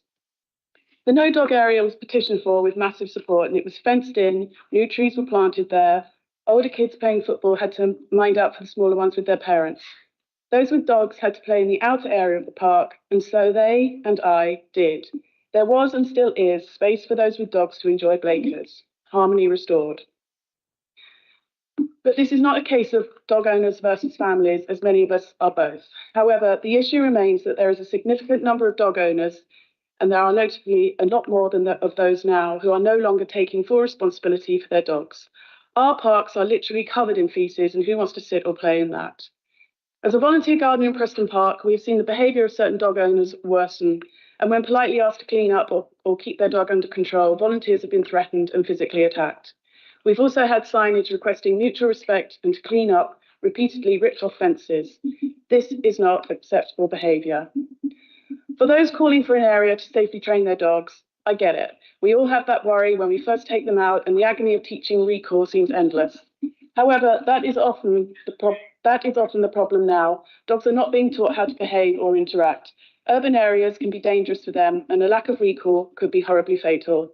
Dog owners failing to school their dogs need to take more responsibility. Blakers Park is a well-used community hub, and to keep it in some sort of harmony, it unfortunately needs area separation to maintain the safety and health of people using it. The dog-free area has been in place for a long time, and until now, it has worked. The PSPO to enforce this area as a dog-free space needs to be reinstated. And whilst it's sad that it is necessary to do this, especially for those that do take responsibility, I support the request of this petition to reinstate the enforcement for the dog-free area in Blakers Park. Thank you.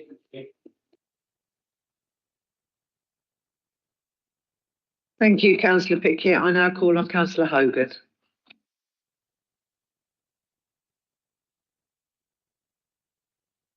Thank you, Madam Mayor. As a dog owner and dog lover myself, it was interesting to see a petition to keep an area in the park dog-free.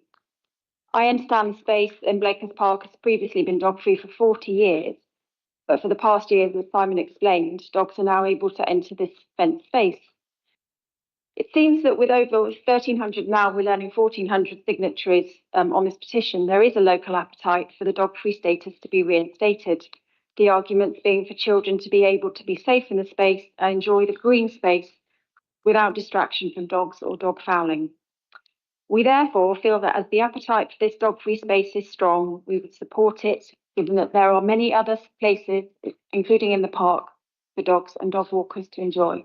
Thank you. Thank you, Councillor Hogan.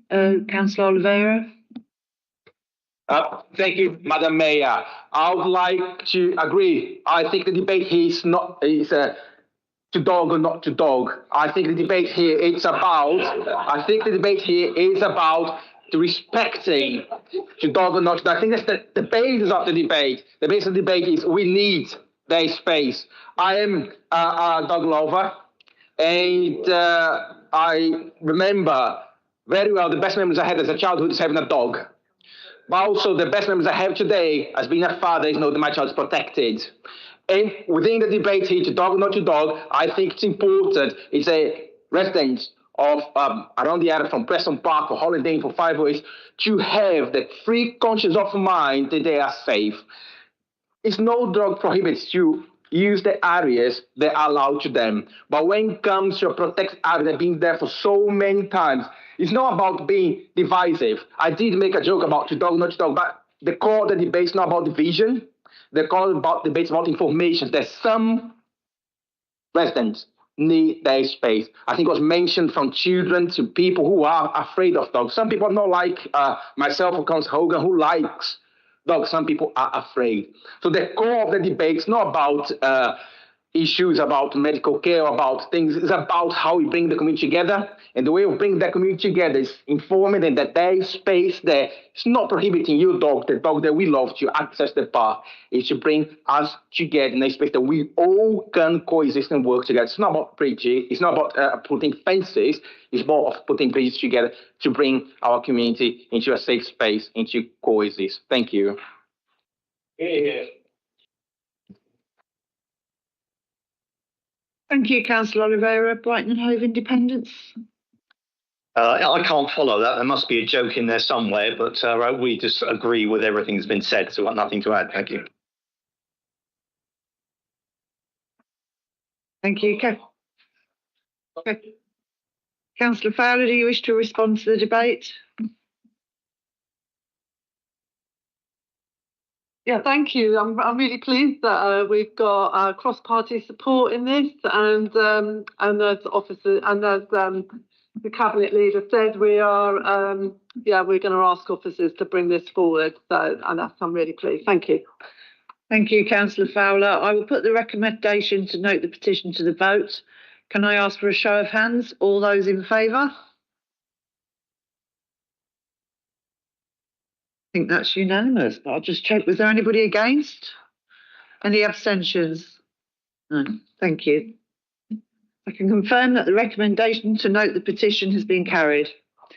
I would like to thank Simon Andrew for presenting the petition and for joining the council meeting today.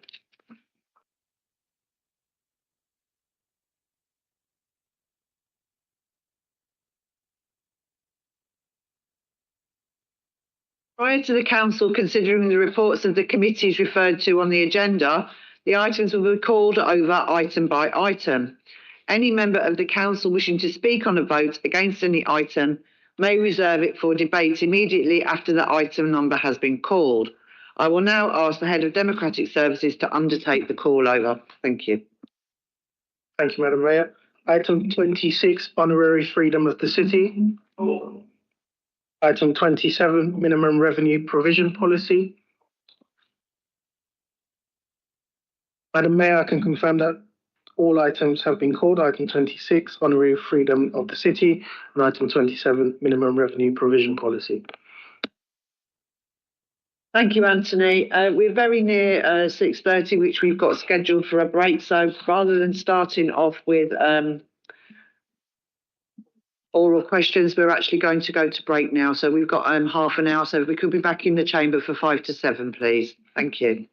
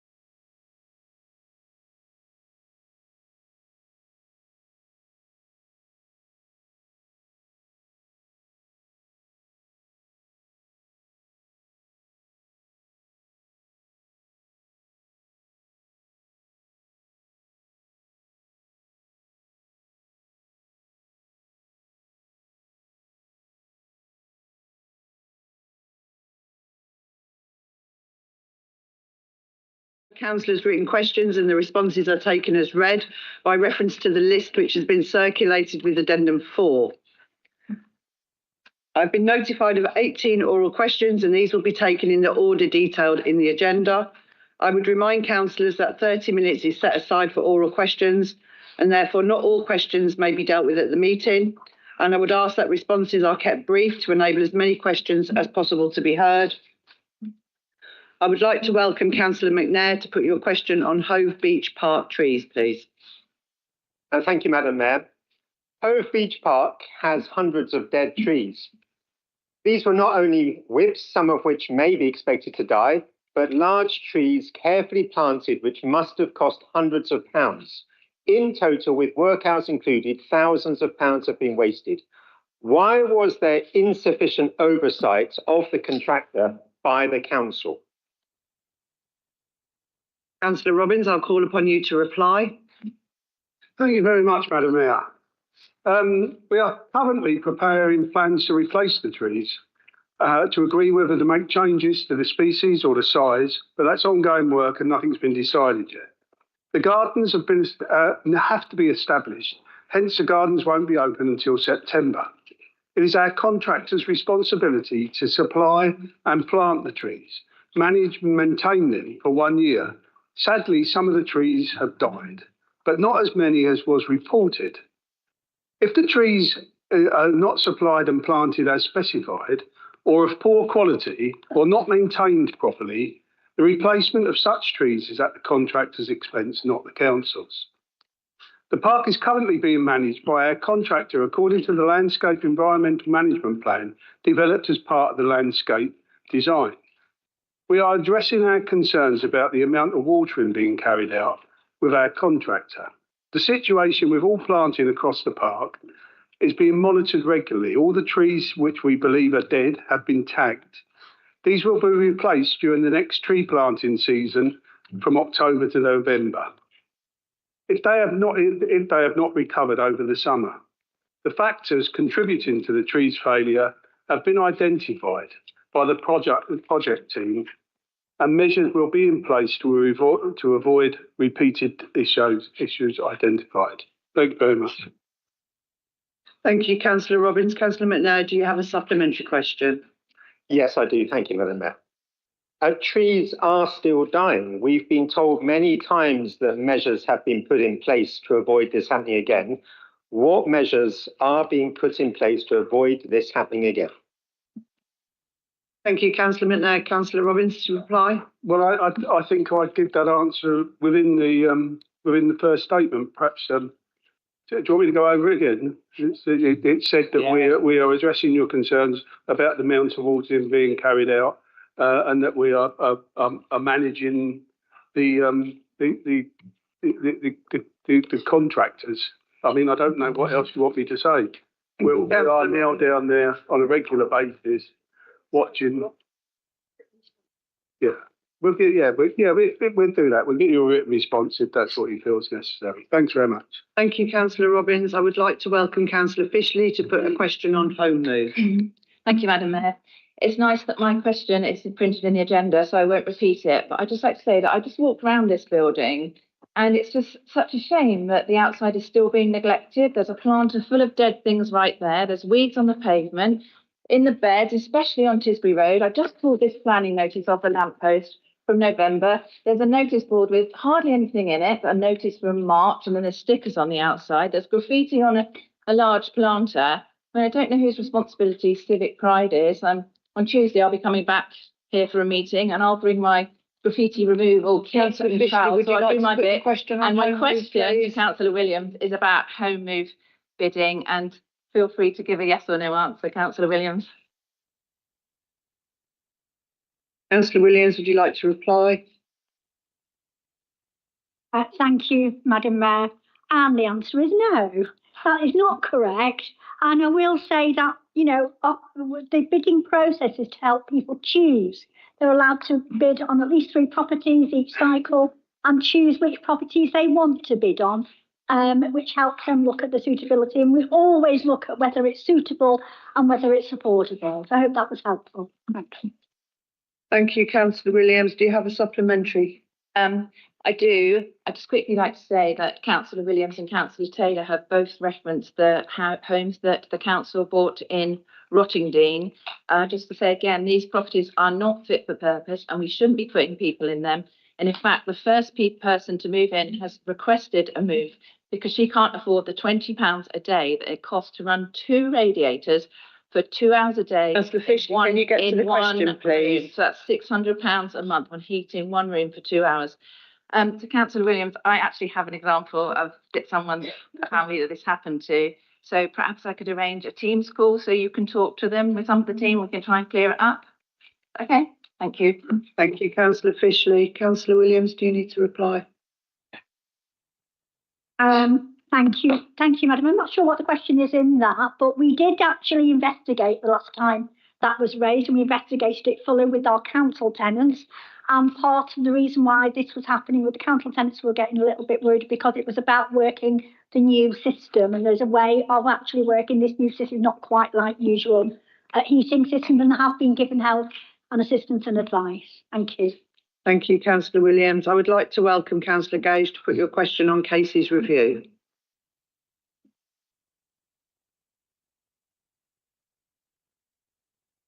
Can you put your microphone up, please, Councillor Gage? Thank you. I'd like to start by to ask a question about Baroness Katie's audit of group-based child sexual exploitation and abuse, which was published last month. And I'd like to start by joining many others in paying tribute to the incredible bravery of the women who told their stories and fought for justice over many years. I know we'll all agree that the sexual exploitation of children is a horrific crime. And I welcome our Labour government's commitment to act on all Baroness Katie's recommendations, especially since similar recommendations were left unaddressed in the past. As you all know, Baroness Katie identified many institutional failings, including at the heart of the problem, a deep-rooted failure to treat children as children, compounded by too much fragmentation in authorities' response, too little sharing of information, too much denial, and too much reliance on flawed data. We're rightly proud of our children's services here, rated excellent by Ofsted. And in 2023, inspectors confirmed that the service leaders had an accurate, shared understanding of the needs of children and young people in our city, and that co-production... Councillor Gage, you have just 1 minute to ask your question. However, given the flawed record keeping and institutional denial Baroness Katie identified across the board, and the public sector-wide failings in recording sex data identified by the Sullivan Review, as well as the seriousness of the subject, can I ask, I'm sorry, did you have a problem? Yeah, with sorry, Councillor Gage. Councillor Gage, you're actually over your time. By grooming them? Councillor Gage, you're actually over time now, so thank you. Can I call on Councillor Parrott to respond, please?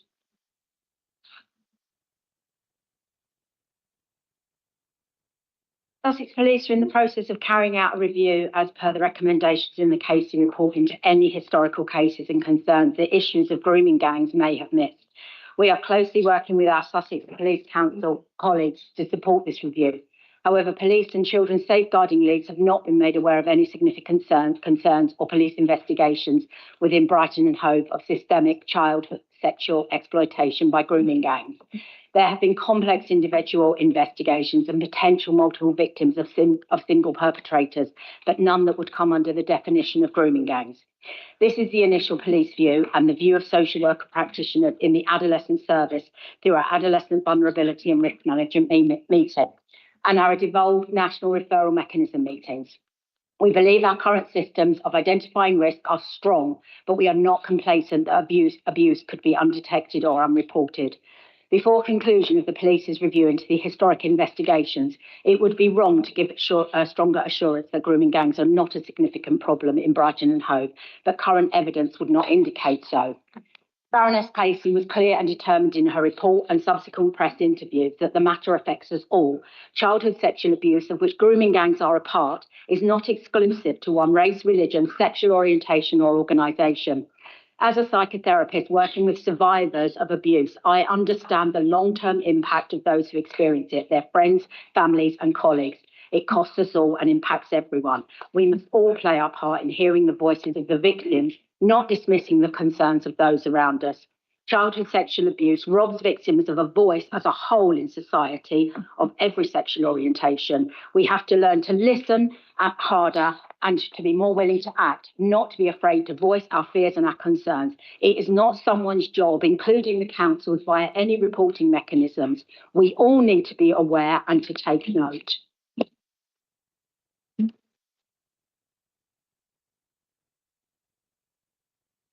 Thank you very much, Councillor Parrott, on what was your maiden speech. Thank you.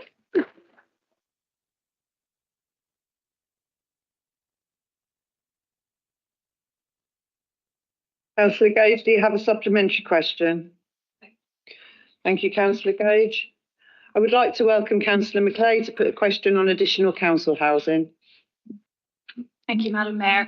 And before I ask that question, could I ask, in your role, that the rules in this chamber apply to everybody? So where Councillor Fishley was asked to hurry up and ask her question, that didn't also apply to somebody in the Labour group. So can we take note of that, please, today? Yeah, I did ask her to get to her question, thank you. And I did actually say she'd gone over time, so rules do apply to all political persuasions in this chamber. Thank you, Councillor McLeod. So we heard earlier that the administration are delivering on their manifesto, and I'm curious about whether the administration are on target to achieve the 800 additional council homes within their term for 2023 and 2027, their term as promised in their pre-election manifesto. Thank you. Thank you, Councillor McLeod. Councillor Williams, would you like to respond? Thank you, Madam Mayor.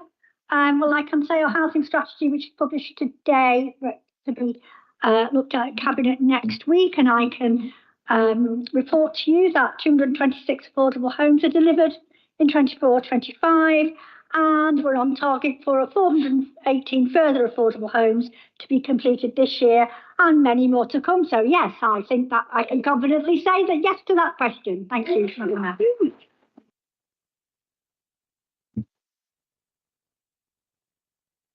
Thank you, Councillor Williams. Do you have a supplementary question, Councillor McLeod?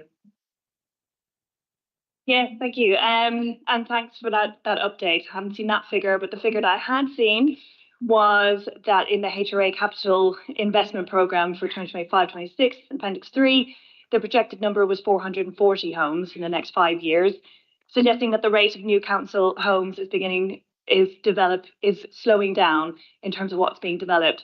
So some of those developments that are starting soon are taking place and will be completed by May 2027. So just looking for the reassurance that you feel that that number 800 and the distinction between additional council homes other than affordable homes, it will be reached. Thank you. Thank you, Councillor McLeod. Councillor Williams, would you like to reply? Thank you, Madam Mayor. Well, I can also confidently say that we're accelerating our council home building at a further rate than ever known in this council. And given our new government announcement I talked about earlier, I'm confident that we can deliver that and more. Thank you. Thank you, Madam Mayor. Thank you, Councillor Williams. I would like to welcome Councillor Meadows to put your questions on rubbish collections. Thank you, Madam Mayor. Smaller vehicles are required on many of our narrow streets now to collect the rubbish. How do councillors feed into planning for an action plan on where to use them for more efficient collections? Thank you, Councillor Meadows. Councillor Okins, I call on you to reply. Thank you, Madam Mayor. Thank you, Councillor Meadows, for the question. Yeah, smaller vehicles are required in some parts of the city. Mostly that is which streets those are usually decided on an operational basis. Obviously, the operations team and indeed the drivers and crews are often the best sources of information about access to smaller streets. It's not always about only always about the size of the street. Sometimes it's about where there's other access issues to do with parking on corners and all those kinds of things. We've had, and I suspect that this is sort of the thrust that sits behind your question, there's been some particular issues with some of the small calls rounds in the last few weeks, primarily because those vehicles that we've had in the fleet are among the oldest in the fleet, and actually I think may be the oldest in the fleet. We're now, you may have seen in the Cabinet report that we took in May, have put in a range of measures to get the service back on track, and thankfully we are now seeing some very significant improvements, in fact, dramatic improvements in the last few weeks, certainly. We've got new small calls vehicles on order, and to plug the gap between now and when they arrive, we've got a couple of hired small calls vehicles, one of which entered service last week, and the other of which may have entered service today or tomorrow, but it's arrived and is imminent, and will start to go out. But yes, we're very well aware of the issues with small calls. Always happy to take representations from ward councillors or residents if there's issues with the large vehicles getting access, and I'm very happy to take those by email or directly into the service, whatever works. Thank you, Councillor Wilkins. Councillor Meadows, would you like to ask a supplementary question? Thank you, Madam Mayor. Rustington Road had no collection for 6 weeks, but that now appears to have been sorted. However, many more roads are appearing in my inbox as casework, and this has gone on for some weeks now. Why does it take councillor intervention before anything is done? And then why does it take so long to get a response, even after we have been intervening? Thank you. Thank you, Councillor Meadows. Councillor Wilkins. Yeah, well, clearly, when there's been a period of pretty significant disruption, the sort of responsiveness in terms of customer services, there's obviously much more emails to respond to, and therefore it's not always easy to get back to people. But yeah, I think now that everything has got back to a much better sort of baseline, we are now drilling down into what are the persistent issues in the locations that have had weeks of unreliable service, and what those particular issues are. Many of them are exactly as you say, to do with the small vehicles, and we should now see those starting to dramatically improve. I get daily briefings as to what's going on in the service, and the last couple of weeks, every day, every round's been going out and completing. I think yesterday we completed 100%. I think there were no missed streets yesterday for refuse. At least there's not to say we're out of the woods. We're not. There's still a lot of work to go on. Obviously, the work to improve this service, I think everyone in this chamber knows the scale and the depth of the issues faced by the service, and hopefully has picked up on our determination to get it sorted. But in the short term, we're obviously seeing very dramatic improvements, and obviously now what we're focusing on is making sure that those carry through and last well into the future for all of our residents.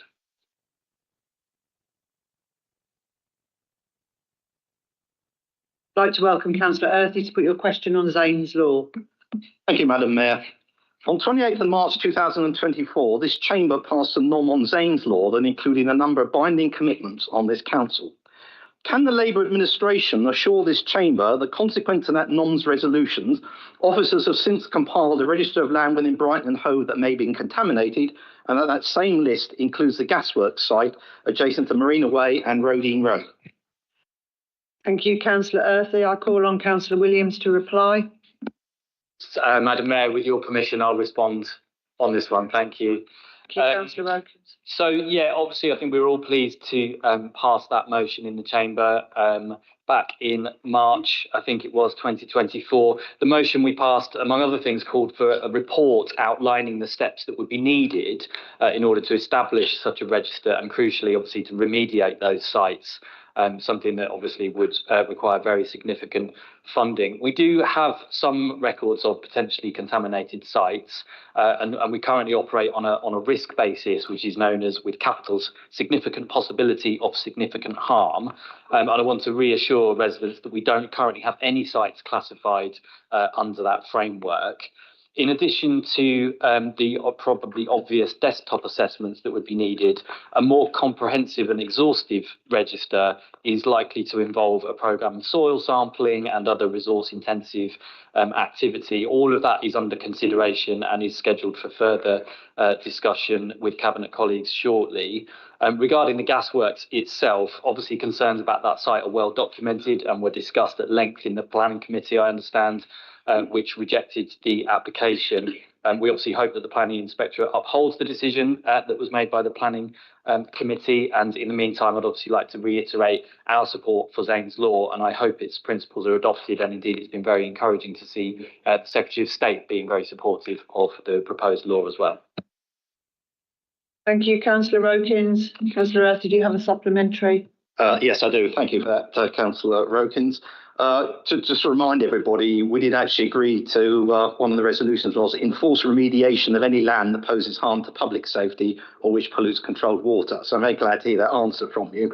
But really, as any redevelopment involves a mandatory submission of verification reports, compilation of said reports should involve a competent person or inspector who has been appointed by mutual agreement of all interested parties to the redevelopment. Furthermore, this competent person should be independent, preferably drawn from the ranks of academia. So my question is, will the Labour administration assure this chamber that it will carry out whatever steps are needed to protect the health of local residents during construction work, including the appointment of an independent, competent person to oversee the writing of verification reports? Thank you. Thank you, Councillor Earthy. Councillor Okins. Well, yeah, we will certainly do whatever we can to ensure the safety of future residents on any site. That goes without saying. It's probably just worth reflecting that the gasworks application, is not a council development, and obviously the decision was made at the planning committee. If it's overturned, that won't have been our decision. So we will only be able to work within what we are legally and sort of regulatorily allowed to do within that. But of course, we'll take that away as part of the ongoing work to look at the whole situation. Thanks. Thank you, Councillor Okins. I would like to welcome Councillor Atkinson to put your question on garden waste and recycling collection. Thank you, Madam Mayor. I hope this question speaks for itself. Many councillors in this chamber today will be very familiar with the problems around recycling and garden waste collections. Some residents in North Portslade, for instance, haven't had a recycling collection for 6 weeks. I also know of some whose garden waste has stood uncollected for 9 weeks. What I find most perplexing about this is, apart from the inconvenience caused to residents, is that the reasons provided for non-collection are the same ones that were given to me when I was first elected as a councillor 10 years ago: shortage of staff, sickness, mechanical breakdown, and lack of reliable data on missed collections. So my question is a fairly obvious one.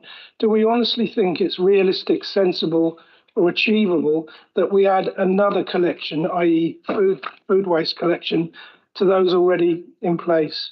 I would add, Madam Mayor, this isn't a criticism of the majority of environmental services staff and managers who only want to provide a decent service for local people. I would also like to thank the Cabinet Lead for the Environment, Councillor Okins, who has always been helpful and responsible when contacted, but it just seems unrealistic to me, Madam Mayor. Thank you. Thank you, Councillor Atkinson. Councillor Okins. Yeah, thank you, Councillor Atkinson. I mean, I agree. Obviously, you need the underpinning of a new collection service needs to be a reliable collection service in the first place. And you're quite right to highlight that reliable collections need to be the foundations for that service, particularly one that collects food is an obvious point to make as well. So following a period of significant disruption, I'm pleased to report, as I mentioned earlier, that collections have improved substantially, and we expect these improvements to continue as the various changes we've made bed in and the new vehicles we've ordered arrive and continue to enter service. Food waste is going to be rolled out in phases, precisely so that we can ensure that we're learning from and adapting to any challenges that may arise as we go. And that will be a dynamic situation. If we need to sort of slow down the rollout or feel confident to speed up, we'll be able to do that because we've given ourselves enough time to do so. I know that your residents in Portslade have been particularly affected by the recent disruption, and I'd like to thank them for their patience, and thanks also to you for keeping me in the loop and helping us to navigate a way through. And I'm confident and of course hope that your residents start to see the improvements now and that things have settled down into a better place. I know that you understand how challenging it is to finally tackle the many issues that have existed in the service for so long, and what I can certainly give an absolute assurance of is that making fundamental and permanent improvements to our collection service is a top priority for us. So thank you. Thank you, Councillor Okins. Councillor Atkinson, do you have a supplementary? No, that's fine. Thank you, Madam Mayor. Thank you very much, Councillor Atkinson. I would like to welcome Councillor Burden to put your question on public realm improvements. Thank you, Madam Mayor. Queen's Park has a rich heritage in history and buildings just about surviving to prove it, from the very well hidden Tana Tower with its spectacular views across the city, to the unique and prominent Charles Barry designed pepper pot looking out over Queen's Park and beyond. Unfortunately, with over a decade of austerity, these buildings are in desperate need of repair, of some TLC, and currently they're not open to the public with any firm plans or innovative strategies for refurbishment yet confirmed. Will the Cabinet Member for the Public Realm assure me and the peoples of Queen's Park and community groups active to bring these sites into use, that the buildings are in council sites for heritage funding and imminent initiatives to secure new vibrant futures for these vital but neglected community assets? Thank you, Councillor Bird, and Councillor Allen, I'll call on you to reply. Thank you, Madam Mayor, and thank you, Councillor Burden, for your question, highlighting two key assets in your ward, the Tana Tower and the Pepper Pot. And if any councillors in the chamber need help using their neighbourhood still to create a giant salt shaker, I'm open to working with them. But you're absolutely right, Councillor Burden, that these assets that are not in the city centre, that are out in our residential areas, need just as much attention from the council as very prominent sites in our city. And that's why, as Cabinet Member for Public Realm, I mean, my entire vision is to foster a culture within Brighton Hove City Council which creates a clean, inclusive, green and vibrant public realm which reflects Brighton and Hove's unique character and supports the well-being of all who live, work and visit here. And that doesn't just mean the seafront and the city centre, it means our shopping parades in Angleton, it means the Pepper Pot in Queen's Park and everything in between. Because this is where our residents spend their time and we should ensure that it's kept nice. I've spent a lot of time making sure that applies outside Brighton Town Hall, and following Councillor Fishley's observations, I'll be making sure that it's outside Hove Town Hall as well. So we want to be quite innovative and making sure that those with pots of money that aren't the City Council, those external bodies, can start putting their hand in their wallet, start funding some public realm improvements, and the Pepper Pot will be high up on my radar to get that moving. So thank you for your advocacy on behalf of the interesting assets in your ward.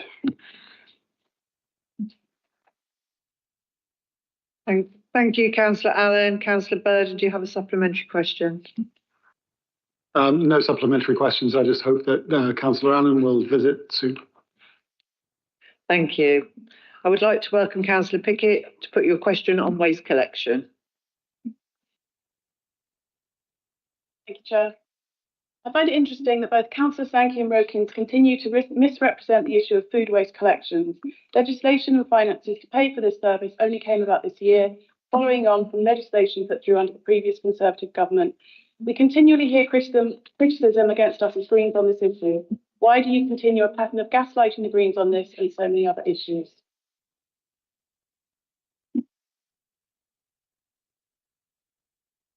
Thank you, Councillor Pickett. Councillor Rokins. Thank you, Councillor Pickett. Well, the simple answer is because it could have been done before and it wasn't. And I know that it must be a little bit difficult for you to sort of see it being done and to have to defend that. But look, no, the issue about let me just go through the timeline here of the legislation. So at the time that we started making our planning for food waste and the expansion of recycling, the mandated date for March 2026 wasn't even announced. This was in train long before that was even announced. The £1.2 million to fund the food waste service came from our general fund. It did not come from central government. So we have made this happen. Fine, we might have been forced to make it happen further on down the line by central government legislation, but we've just cracked on with it. We said we would do it and we got busy on it in the summer 2023. So, you know, I realise that's a difficult pill for you guys to swallow, but it seems a little bit desperate, to be honest, to keep peddling that argument that we're being forced to by national government through the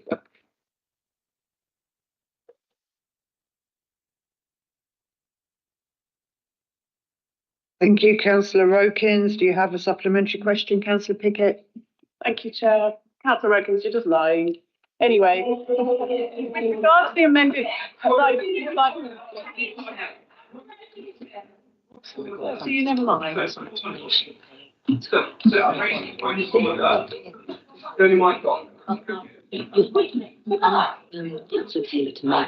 Point of order, Madam Mayor. Councillor Taylor, please make your point of order. Point of order, is it in line with the Council Code of Conduct and the Constitution of the Council to accuse a member of lying when what has been said is very transparently not a lie? Is that a breach of the Council Code of Conduct? So in relation to code of conduct complaints, I think as all councillors know, if you do have a complaint that you wish to raise, it needs to be submitted and it will be investigated. So decisions aren't given on the cuff, at the meeting, won't be determining a potential complaint. But I think it is important to restate what the Mayor said at the beginning of the meeting about being respectful to all councillors in the chamber and not making personal comments. And it may be that Councillor Rokins would wish to raise a point of personal explanation if he feels that a comment has been made that is inaccurate. Councillor Rokins, would you like to raise that matter? We just want to ask a question. What they're like. Madam Mayor, can I ask Councillor Pickett to explain what she thinks is a lie that Councillor Rokins has just said? Because the facts of the matter are we're bringing in food waste before we're required to by government. We made provision for it in our general fund. The Green Party has misled. Very sorry, Councillor, thank you. It's not the time and the place we for can this expand our contract, and we could, and we did.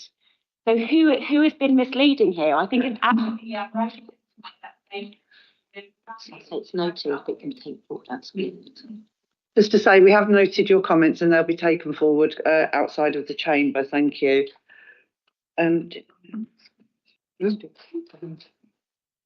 No, I move to the next question. Yeah.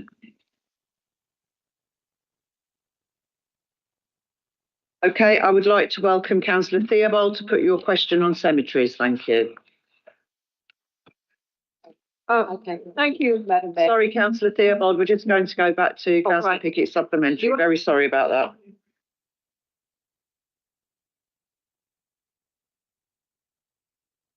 So, with regard to the amended recycling policy that now includes plastic trays and tubs, etc., are you not worried that this will only induce demand for plastic? May I therefore request that the leader of the council commits instead to a campaign that encourages residents to use less packaging and plastic? Thank you. Thank you, Councillor Pickett. Councillor Rokins. So it sounds like you're against the expansion of plastics recycling in the city, if I've understood that correctly. So it's important just to put that on record. On the point of are we? No, we never heard what you meant. We heard it. Please, can we let Councillor Rokins deliver his statement, please? Thank you. Okay, fine. So, as to your point about is it going to increase the demand for plastics, I'm not aware of.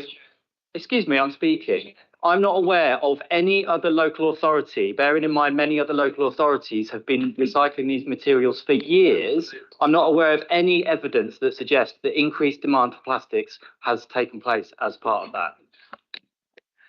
Thank you, Councillor Rokins. I would like to remind everybody that you can only speak when addressed through me as the chair, please. I'm now going to welcome Councillor Theobald to put your question on cemeteries. Thank you. Thank you, Madam Mayor. I'm not going to be controversial. But why is the grass in cemeteries in Woodingdean and All Saints Church, Patcham, not cut regularly? The long grass makes it difficult for people to visit the graves of their loved ones. Thank you. Thank you, Councillor Theobald. I call upon Councillor Robbins to reply. I'll do my best, Madam Mayor, but my ears aren't all that good these days. I didn't hear a lot of that, but I'll have a go. I think it was about long grass in the cemeteries. And I've personally visited the Port State Cemetery where the volunteers down there have done marvellous work. And I know Councillor Atkinson has been down there and he's offering his services with them. Unfortunately, the mower broke down and we didn't have a mower to do stuff. It's now been fixed and we've gone back and we've done it. But the other thing I will say is if councillors want an informed answer to questions, it's probably better to give us some idea what you're asking about other than just cemeteries. So That is if that is what the question was about, then that's my answer. And thank you very much. Thank you, Councillor Robbins. I'm going to ask Councillor Theobald. Have you got a supplementary question, please, Councillor Theobald? Yes, thank you. Well, you can't always rely on volunteers for these kind of jobs. So what plans are in place to ensure grass cutting in cemeteries is a routine job that's done? Thank you. Thank you, Councillor Theobald. Councillor Robbins? Yeah, well, we fixed the mower.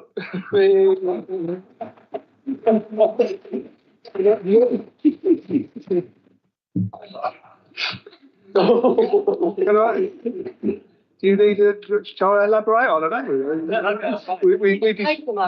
Yeah. Okay. Thank you, Councillor Robbins. We have reached the allocated time for oral questions, and I will therefore move to the next agenda item.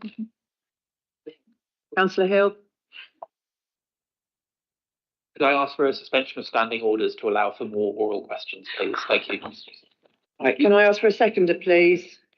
Thank you. Yes, Madam Mayor, if I can request as well that we have an extension, because we haven't had an ordinary council meeting for nearly 6 months. And as the opposition, this is our principal opportunity to hold the administration to account. And sorry, today Councillor West. We've had some very lengthy answers despite your request. Councillor West, the motion has been moved and we are going to put it to a vote. Posed really to Right. The motion has been moved and seconded to extend the time allocated to public questions, oral questions, which I will put to the vote. All those in favour? All those against? Any abstentions? The motion to extend the time has been lost, and so I will continue with the questions until they are concluded, or I will move to the next item. Sorry, wrong line. I will move to the next item.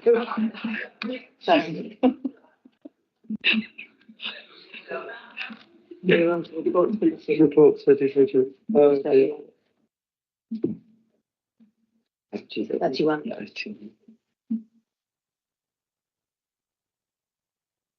Okay, item 26 concerns the report on the freedom of the City of Brighton and Hove. I will now call on Councillor Hewitt to introduce the item. Councillor Hewitt has 5 minutes. Thank you, Madam Mayor. I'm delighted to introduce the Council's first written policy for awarding the honour of the freedom of the city, and thank you to the officers who have worked on this report. As members will know, the freedom of the city is an honorary civic title that councils can award to recognise those who have inspired or contributed to the city. Awarding this honour is a legal power given to councils under the Local Government Act 1972, but the nomination and the selection processes are not prescribed and are for individual councils to determine. Until now, in Brighton and Hove, this process has been opaque as there has not been a published policy or nomination process. In our view, this must change. We want to see a published policy that is accessible to everyone in the city and a clear and fair nomination process.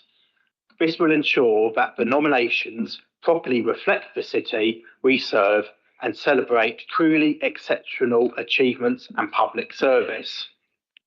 The new policy, which is attached to the report, includes a clear process for nomination and clear criteria that must be met so that those who are nominating know exactly what they need to highlight.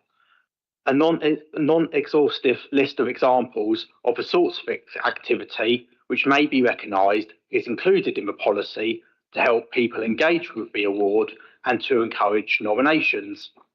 A simple single form is provided to minimise bureaucracy.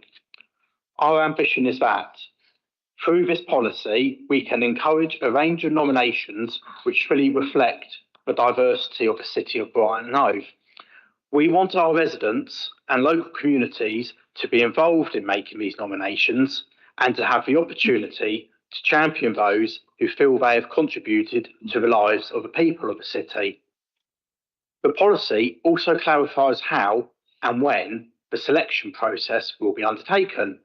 Until now, this has been an entirely reactive and ad hoc process, and as such, it was neither fair nor inclusive. Under the new policy, nominations will be reviewed by group leaders on a specified date annually, which will be published on the council's website so people know when to make their submissions. As before, the final stage in the process is a legal one, which is a vote in favour of the nomination of at least 2/3 of council members at special full council meeting. I believe the new approach will be more transparent and more inclusive, and as a result will enhance the value and impact of this civic honour. What makes Brighton and Hove truly special is its people. Whether you were born here or chose to make this city your home, it's the residents who give Brighton and Hove its unique spirit and character. This report not only helps formalise and streamline the process of recognising those who deserve this honour, it also opens the door for everyone in the city to get involved. By inviting residents to take part in the selection process, it celebrates the very community that makes Brighton and Hove such an extraordinary place to live. The recent additions have been Brighton Hove Albion Football Club and the suffragette Mary Clark. Two worthy recipients, but it is striking that Mary Clark is the only named individual woman who has been bestowed and has kept the honour. I believe that the new process outlined in the report will encourage fairer recognition of those who have served the city, no matter their background or their characteristics, as referenced in the equalities implications in the report. I'm therefore delighted to move this report. Thank you.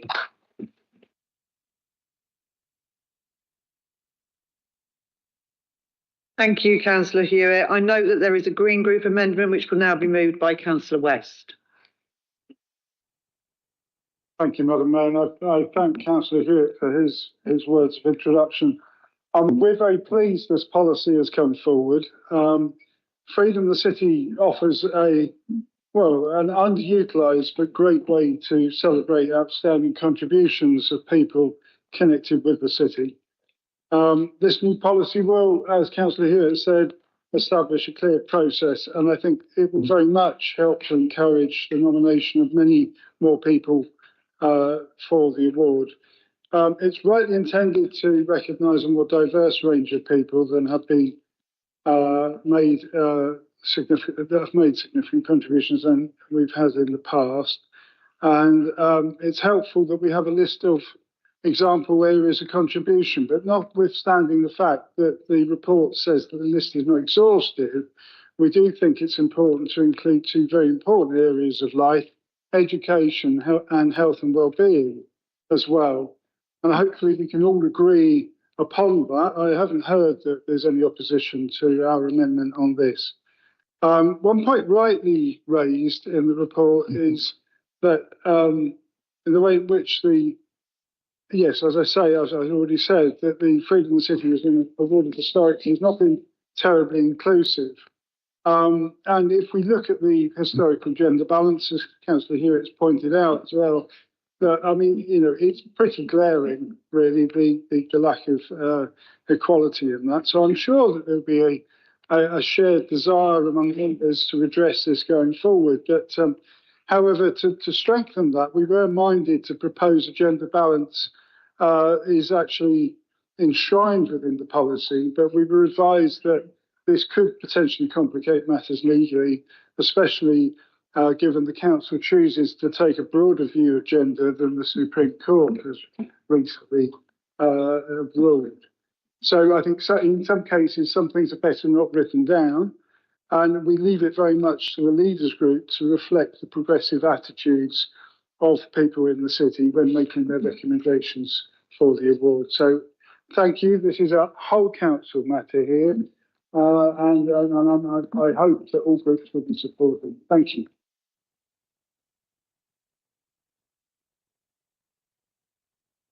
Thank you, Councillor West. Councillor Shanks, I believe you're seconding.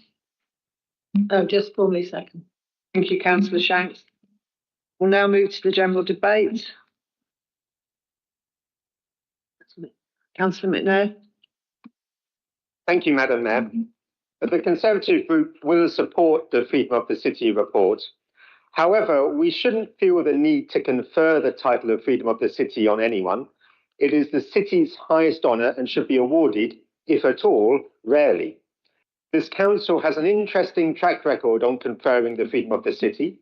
Of the 13 recipients since 2004, 5 have been connected with sport, 4 have been connected with Brighton and Hove Albion in particular, and 1 had to be rescinded because we were suddenly shocked by the opinions of a politician living on the other side of the world. How didn't we see that coming? And I don't understand how it can be awarded to groups of people. The overriding principle is that this honorary title shall be awarded solely on merit, on the basis of achievement which may be exhibited through exceptional public service. But will it be awarded on merit alone, or because their opinions suit the fashion? My personal preference is that we don't confer the freedom of the city on anyone who is still alive, or at least very old.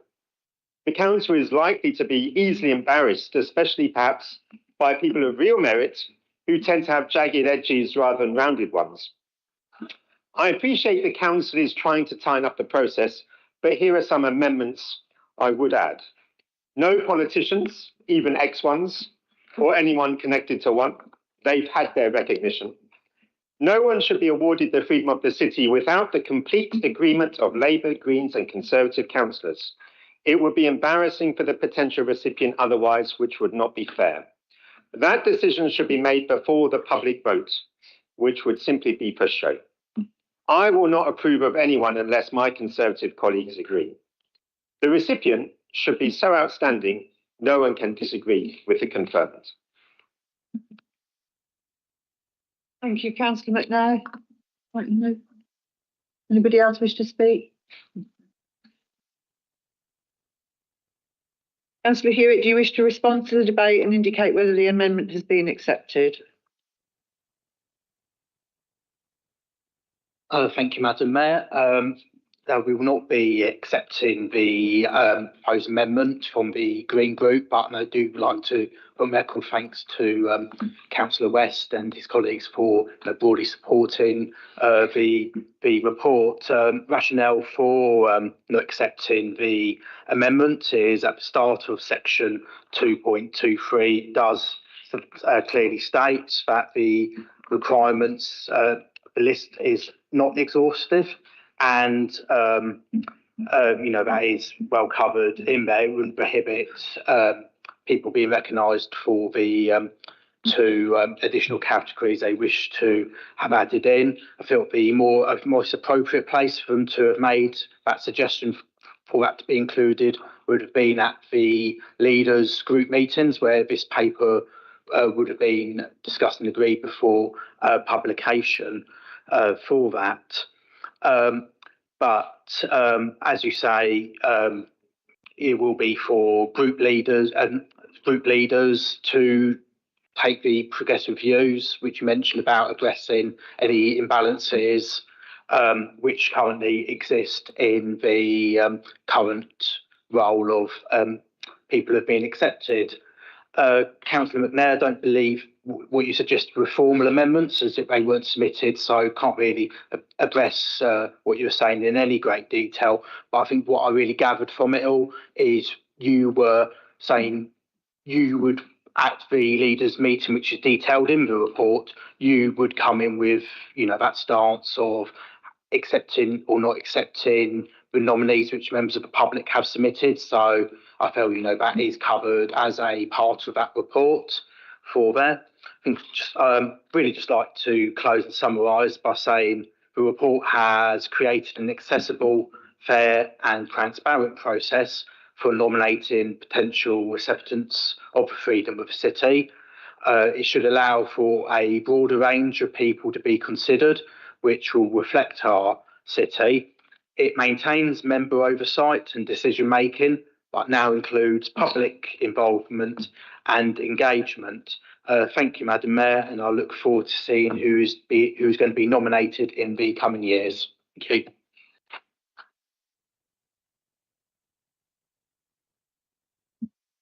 Thank you, Councillor Hewitt. I will now put the amendment to the vote. Can I ask for a show of hands? All those in favour?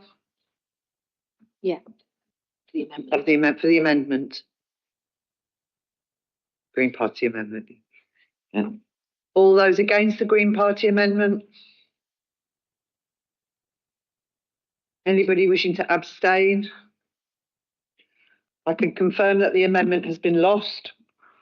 I will now put the recommendations as per the original report to the vote. Does the council agree?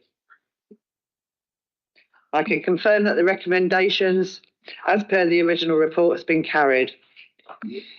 I will now call on Councillor Taylor to introduce the item number 27 concerning minimum revenue provision policy update. Councillor Taylor, you have 5 minutes.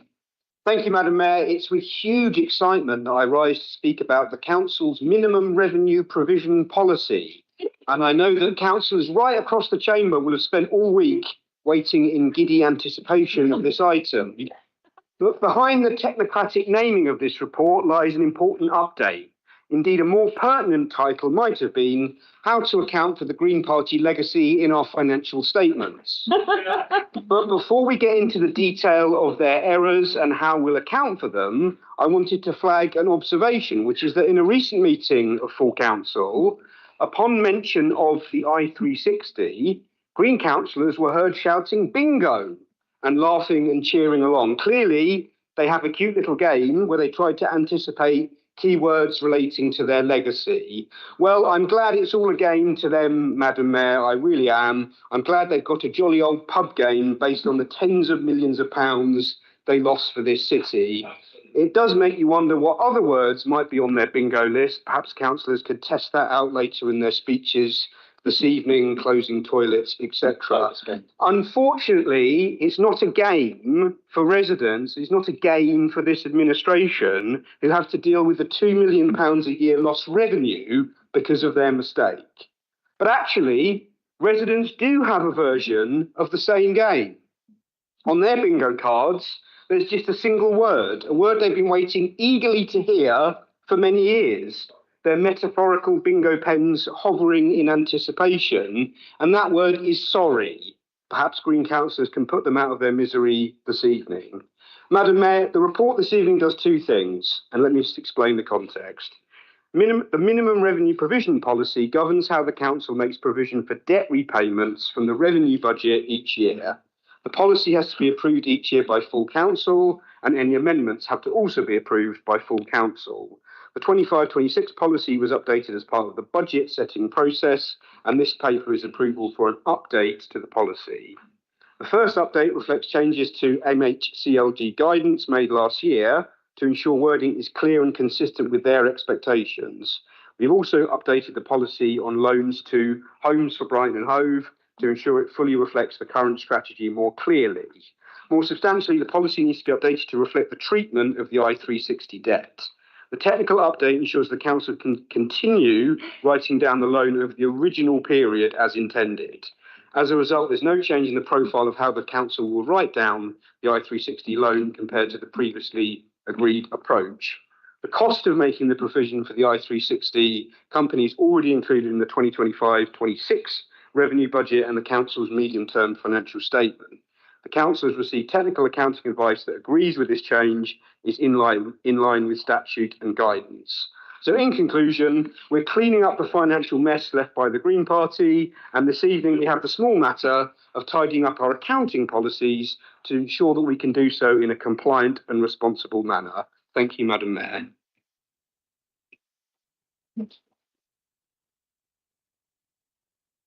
Thank you, Councillor Taylor. We'll now move to the general debate. I call upon Councillor Hill.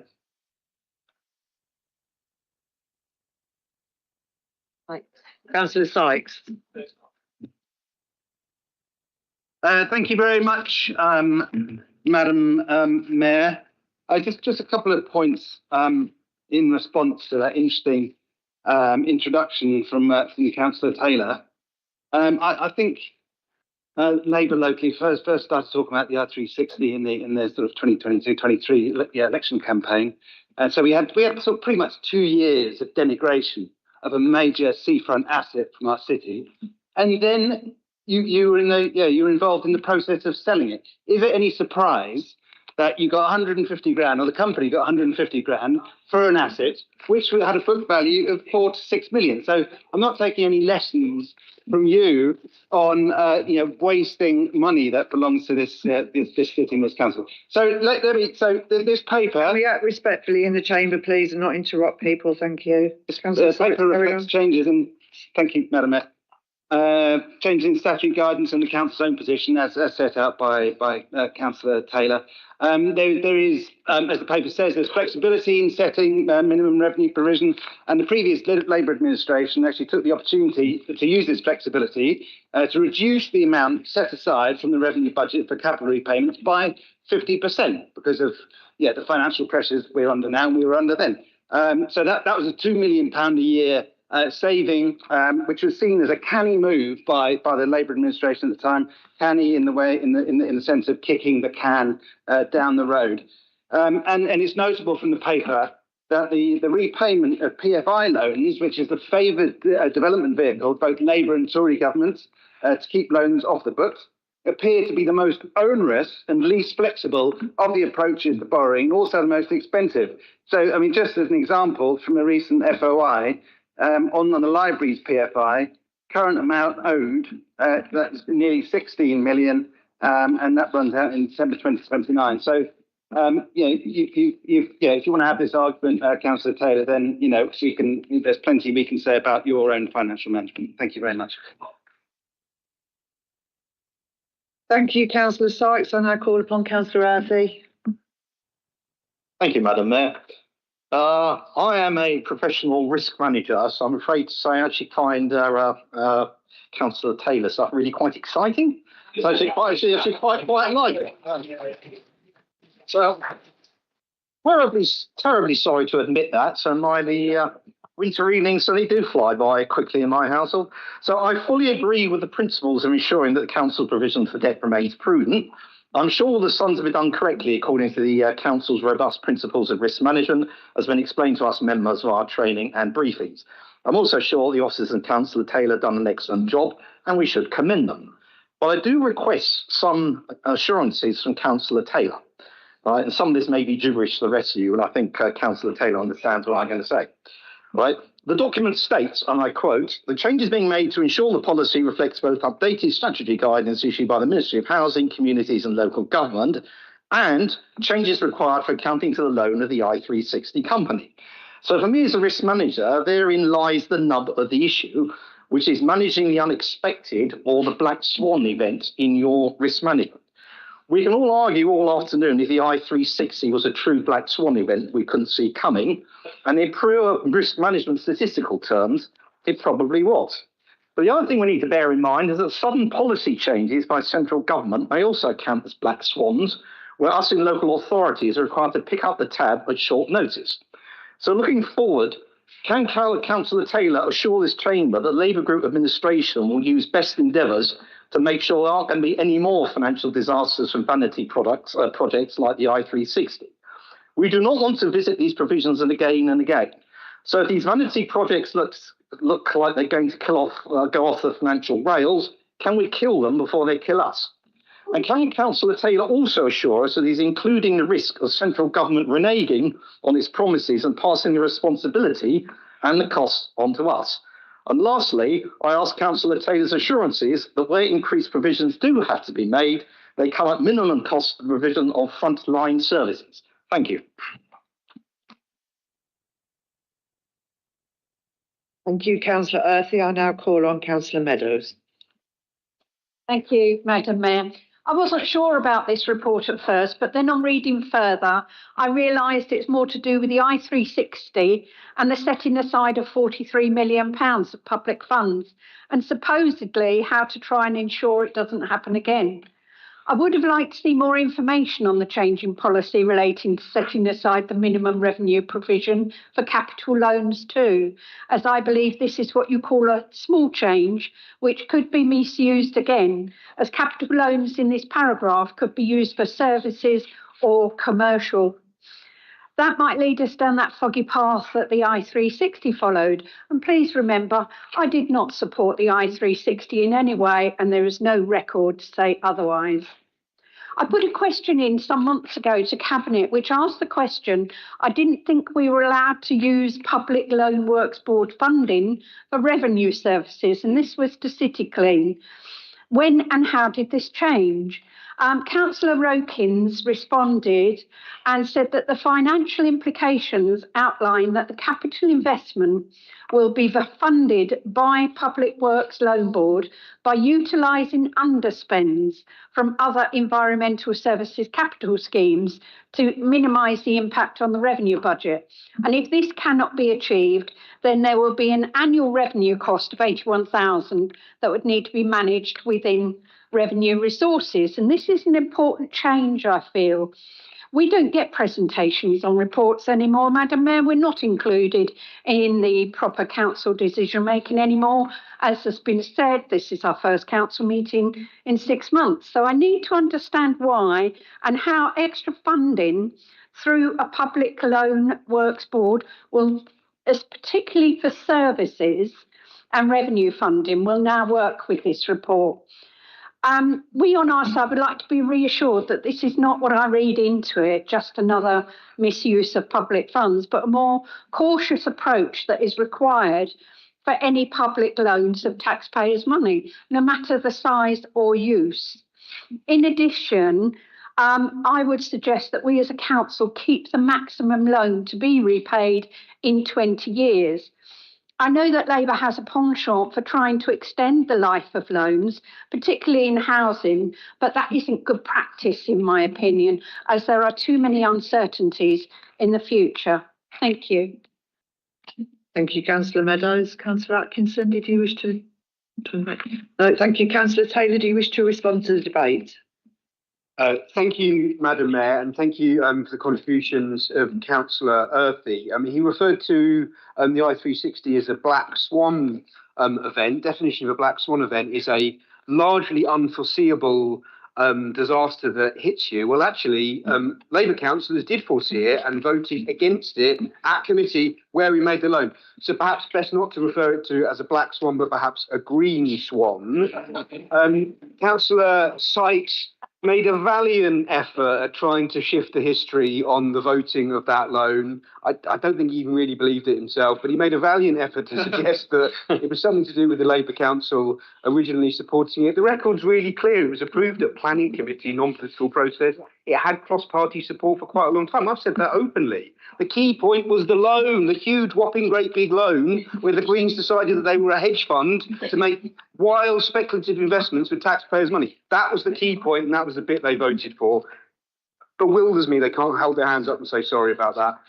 Councillor Meadows, I think I'll have to look at the answer that Councillor Okins gave, or it may have been me that gave it some time ago. I think what that was referring to was the revenue implication of the repayments on a loan, and if there was a change either in underspend that they might be able to contribute to those repayments. You're right that loans, obviously for capital projects, whether it's large bits of equipment or investing in transforming services, you can't, as you say, take a loan to just fund a frontline revenue service. I think what that answer was referring to was the repayments that come from the revenue budget, but I'm happy to follow up and check and provide her an answer with that. Other than that, Madam Mayor, ask that councillors approve the report.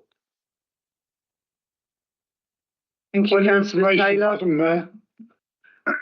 I was present at the opening of the A360, and I recall Councillor Warren Morgan, leader of the Labour Council, was very proud to open and take credit for the A360. Point of information,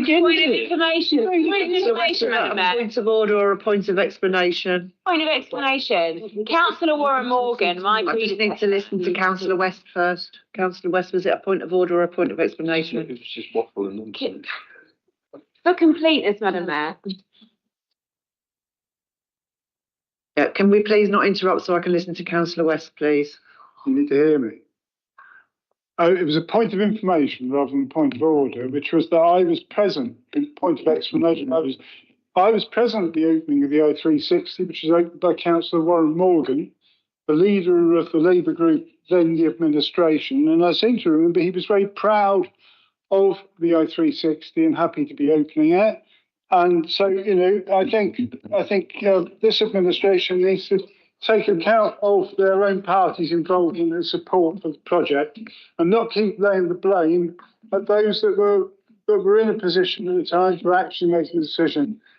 Thank you, Councillor West. Thank you. We have noted your comments. Yeah, you all ran in here just at the right moment. Thank you. You have a point of order or a point of information. Point of information, really. My predecessor, Councillor Warren Morgan, was very clear when the committee discussion took place on whether or not the loan should be made, and when Green and Conservative councillors voted for that loan, and when he and the Labour group voted against it, and he was called Councillor No, and he was mocked by those two parties at the time. In his speech, which I thought was incredibly magnanimous, he said, look, if I'm going to lose this vote today, then I will do everything I can to try and make a success of this venture, because it will be in the city's interest to try and make a success of it. And that is what leadership is about. And then for the period that he was the leader of this council, when it was built and when it was opened, as Councillor Pete West said, of course he tried to make a success of this, because this council had poured so much money of our residents into the project. So it's no defence to their action to say, well, the Labour Party supported it after we'd made the decision on the loan. Well, yes, of course we did. Thank you so much. Both of your points of information Thanks very much, noted. Thank you.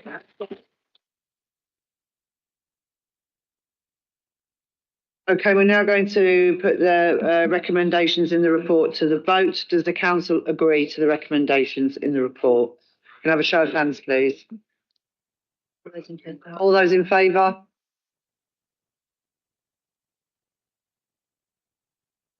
Is anybody against? Any abstentions? Thank you. I can confirm that the recommendation has been carried. We now move to item number 28, notice of motion looking after our heritage. I will call on Councillor McNair to introduce the notice of motion. Councillor McNair, you have 5 minutes. Thank you, Madam Mayor. Come friendly bombs and fall on Slough. Lucky Poet Laureate John Betchman asked for bombs to fall on Slough and not on Brighton. Councillor Sankey would have reported into the police. But in many ways, Brighton does look a bit untidy.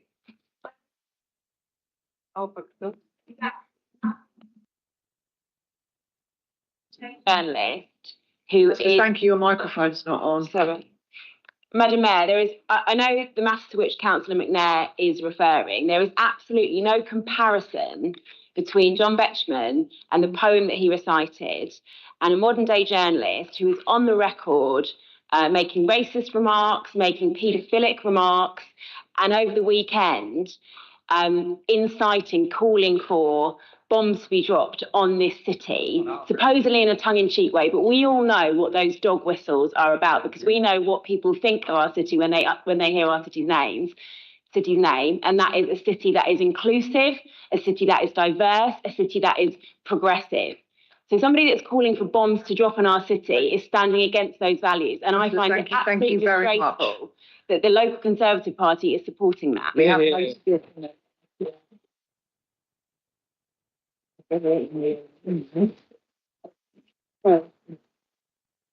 It's not on. Councillor McNair, do you want to carry on? What I'm supporting is freedom of speech. Don't take my words for it. Councillor McNair, is your microphone on? It is. It is. Don't take my words for it. I quote from the Argus. Brighton has been branded an eyesore plagued by overflowing bins, drug paraphernalia, and the smell of urine. Take a stroll along the seafront. See our rusty railings and decrepit seafront shelters. Wait for a bus in Old Steam. The Art Deco bus shelters won't protect you from the rain. The glass is missing. They're still covered in graffiti. It's been like that for years. Luckily, we have community groups and other organisations looking after our heritage too. When one of Brighton Pavilion's domes was found to be in danger of collapsing, there was quite rightly national attention and immediate action. Lucky it wasn't left to the council. as the heritage it's responsible for only decays. Patcham Dovecot is a 16th century landmark. It's very rare. It's surrounded by fencing. When is it going to be repaired? If it's left to rot, it won't last much longer. Patcham Clock Tower has cracks. One of its clock faces doesn't work any longer. A hand is missing. I'm told it's safe to stand next to, but for how much longer? Patcham Peace Gardens, a war memorial. The historic Doric temple is cracking from weeds. The crazy paving is crazier than it should be. Patcham Place Cricket Pavilion. We have black and white footage of it looking pristine in 1947. We have photos of it looking lovely in 2021. But now it's closed, vandalized. No date soon in place to open it. We're not only worried about Patcham, but if Patcham's heritage is crumbling, what's the rest of the city's heritage like? Do we even know? We've raised this before and nothing gets fixed. It only gets worse. We'll be told there's no money. In fact, Labour blames the state of the city on Tory austerity, a bit rich now coming from a party in power which sees our economy tank, teachers lose their jobs and libraries close down. There's always money for cycle lanes. Both Labour and Greens have been in power in this city since 2011. Neither party have cared much about our heritage, but are keen to blame everyone but themselves. Our heritage is precious. It's the story of our city, of our people, of our past. We've been told by officers a heritage strategy is currently being produced, 2025 to 35. But we've also been told there's no timetable in place for this report to be considered by the council.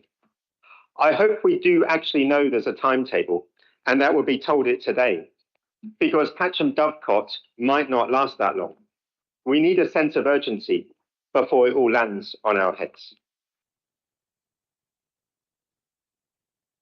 Thank you, Councillor McNair. I call on Councillor Meadows to second the notice of motion.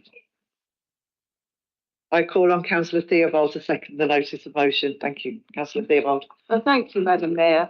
For some of the things I'm going to repeat a bit, what Councillor McNair has said. There seems little pride in our city. Just considering our ward, I referred to the Patcham Dovecot again. At a council meeting some years ago, I mentioned this and I said it should be renovated. The listed 16th century circular flint dovecot with walls 3 feet thick, and 550 nesting boxes in a scheduled ancient monument. The only such building in our city. It is now surrounded by fencing and is in a very poor state of repair. Patcham Place Sport Pavilion, has been said, was renovated a few years ago following a fire, but it was vandalised and now been closed. This is a much needed facility for the sports played on that ground. The Patcham Clock Tower had structural weakness and the clock rarely indicated the correct time. Patcham Peace Gardens are neglected and its maintenance too much work for the volunteers from the University of the Third Age. We also have the awful appearance of the Patcham Roundabout. For literally millions of people each year, this is their first appearance of Brighton. I have been promised dozens of times that this is going to be improved, but nothing ever happens. The nearby floral welcome bed is also neglected and again looks a mess. This is the one and only floral bed we have in the gateway to our city. Turning to the rest of the city, of course, I am pleased that at long last works have started to restore the Madeira terraces. But this is in poor condition. And also poor condition of the Art Deco bus shelters and at the Old Stein and many of the seafront shelters and railings. The Royal Pavilion Gardens are also at risk because of crime and antisocial behaviour. Why these are not closed at night time is beyond me. The underpass from West Street to the beach, State, I was along there a little while ago. Some improvements would not necessarily be that expensive. For example, the area around Hove Town Hall here, our headquarters looks a mess, with planters and borders full of weeds, and the Norton Road car park is absolutely filthy. There should be a rolling programme to at least inspect the exterior of all listed buildings and properties in conservation areas. A cross-party task group would be a good start. And I do think it's a bit of a cheek blaming the previous national government, as we've not been actually in administration here in Brighton and Hove for 14 years, and Brighton and Hove should be responsible. Thank you, Madam Mayor. Thank you, Councillor Theobald. I note there is a Green Group amendment which will now be moved by Councillor Sykes. Councillor Sykes, you have 3 minutes. Thank you very much, Madam Mayor. I won't need 3 minutes. I do want to echo what Conservative colleagues said about the importance of heritage. The story of our city, the story of our past is very well put. But I also echo what Labour said in their amendment about the role of central government in starving local authorities of the funding they need to run basic services, never mind look after their important cultural heritage assets. I just wanted to use this opportunity when talking about heritage to add something quite very practical and I think quite doable. And I think it's something which my ward colleague, Councillor Sholak, would very much be in favour of, because it's something we've been working on together. It's a specific issue about heritage assets in some of our listed squares and listed areas, which might not themselves as assets be under a heritage designation, but which somehow we as a city allow utility companies and other companies to access and damage, and not then go back and refurbish and put them back in the condition they were previously in. And so the result is you see this slow degradation of parts of our key cultural heritage assets in the city, the big Regency squares, places that we're all proud of within Brighton and Hove. And I think this is it's quite a straightforward thing for us to be able to do. And I think it could be considered by our place overview and scrutiny committee, and it's possibly something that we could step we could take as a council to add extra controls in to protect some of our heritage spaces from these private utility companies who quite often seem to have free rein to do what they want, dig up paving slabs that were put there in 1823, run off with them, cover the place with concrete and blacktop, and then the whole place slowly degrades. So that's really what I wanted to add to this. And thank you very much, Madam Mayor. Thank you, Councillor Sykes. Councillor Hill, I believe you're seconding. Thanks. Before getting into my speech, I just want to say for the record, I support Councillor Sankey's comments in terms of saying it's not appropriate to even joke about bombing our city or Glastonbury. So these jokes have a habit of becoming reality, so we should condemn them. Now, thank you. I'm very proud to represent Roundhill Ward, which includes the Roundhill Crescent, which had in part of it from 1905 was home to the first mental health hospital for women in financial difficulty, which is now a housing block. My ward also includes the Duke of York Theatre, the oldest working cinema in Britain. Now, those are just two examples of many heritage assets in my ward, and it's important that the physical structures that have lived through many layers of history are preserved. One of the key ways that communities can preserve heritage is through neighbourhood planning. This is something residents in my ward in Roundhill Conservation Area have raised with me as something they desire to do. Now, neighbourhood plans were first brought in 2011 and were intended by the then coalition government to give local communities the chance to shape what their communities look like, protecting buildings with particular heritage value to their community and enabling them to receive greater community infrastructure levy now. We've seen locally some success with this in places like Brighton and Marina, Rottingdean and Hove Station, and so protecting heritage in our city should mean supporting new neighbourhood plans. And in light of that, I'm really disappointed actually by the government's decision to stop funding for the neighbourhood planning support programme in the spending review. This means neighbourhood planning support cannot proceed with commissioning new neighbourhood planning support services from 2025 onwards. So I hope that the Place Overview and Scrutiny Committee could look at the implications of this cut, which Labour have pushed through in part to deregulate the planning system. And there's money to be made from this for developers. And that means, of course, it's particularly concerning when I saw reporting in the Observer earlier this year where developers in Birmingham masqueraded as the, quote, West Midlands Breakfast Club and donated £130,000 to Labour, which allegedly helped them gain permission to build skyscrapers in Birmingham, trashing that city's industrial heritage. Now, heritage is something we all care about, and capital's interests often oppose that, and so planning systems need to be protected, including through neighbourhood plans. Steve Goodrich, the research developer at Transparency International, said this was, and he quoted, a transparency black hole. We still don't know where decent amount that money came from in terms of that incorporated association and the Breakfast Club. It could be somebody who's seeking planning permission at a local level to curry favour with those they're supporting to run for office. And without that information, we can't judge whether something malign is about. Now, it's also the case that in two areas, we've seen the Conservative government choose through the Levelling Up Fund to also make certain decisions which have unfairly harmed our city. For instance, there were two applications for Madeira Terraces in 2017 and 2023 that were both unsuccessful. That way of making decisions created a begging bowl culture which harmed our city's heritage and meant that we lost out both officer time and funding for much needed heritage assets in the city. So I think it's a bit rich hearing from Tory councillors about this degradation of our city's heritage when their government failed to accept applications for much needed heritage, which Councillor they Hill, your time is now up. Thank you.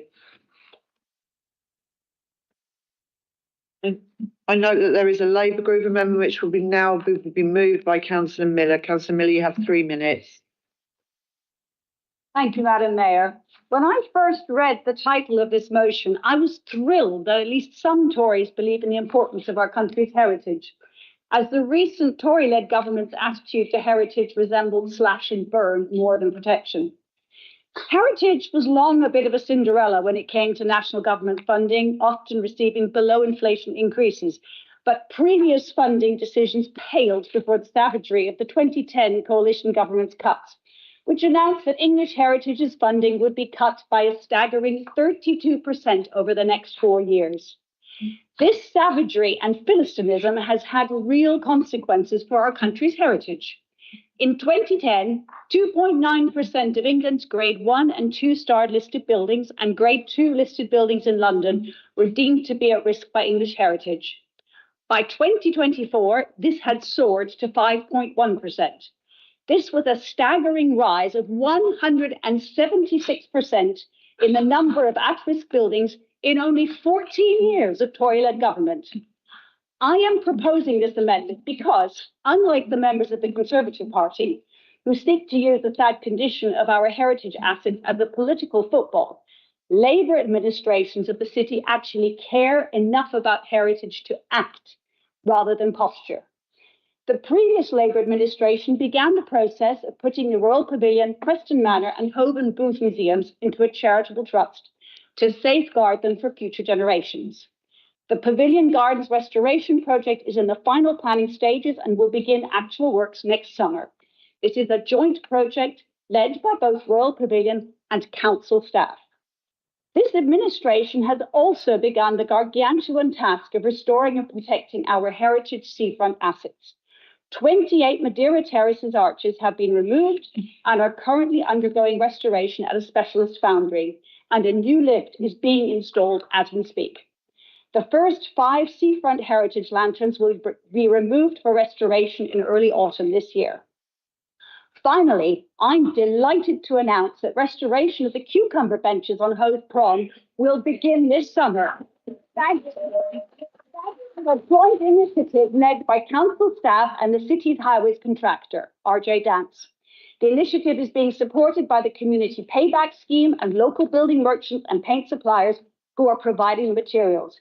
Because of this innovative and joint initiative, the first 11 benches in the scheme will be restored at no cost to the council. This is the kind of caring which protects our heritage. Thank you, Madam Mayor.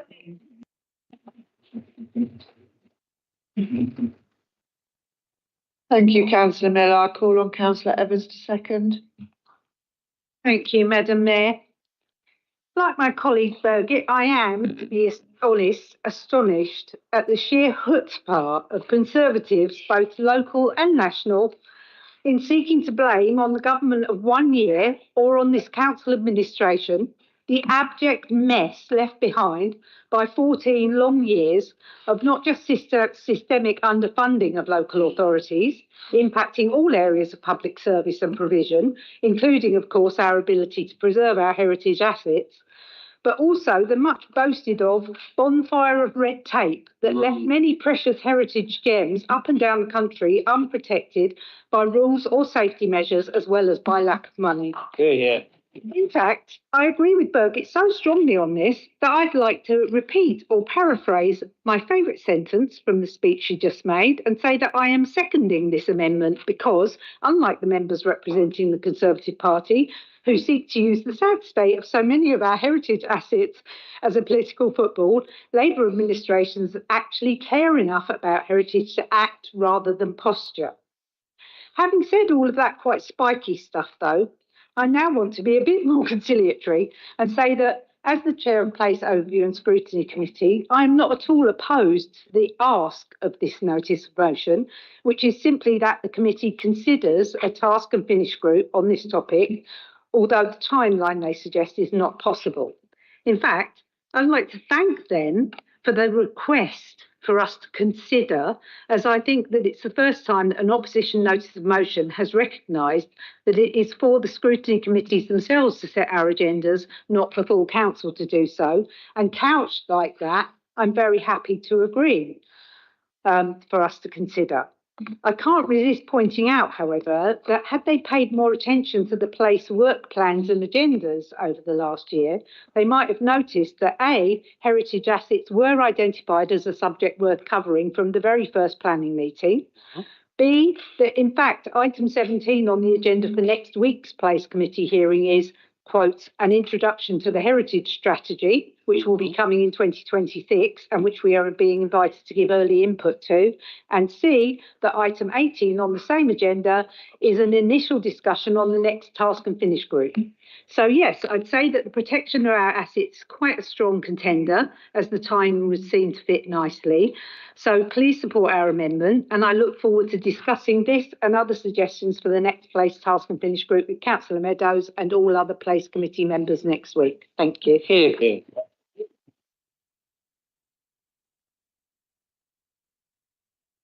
Thank you, Councillor Evans. Would our independent colleagues like to comment? No. Okay, thank you. Councillor McNair, do you wish to respond to the debate? You have 3 minutes.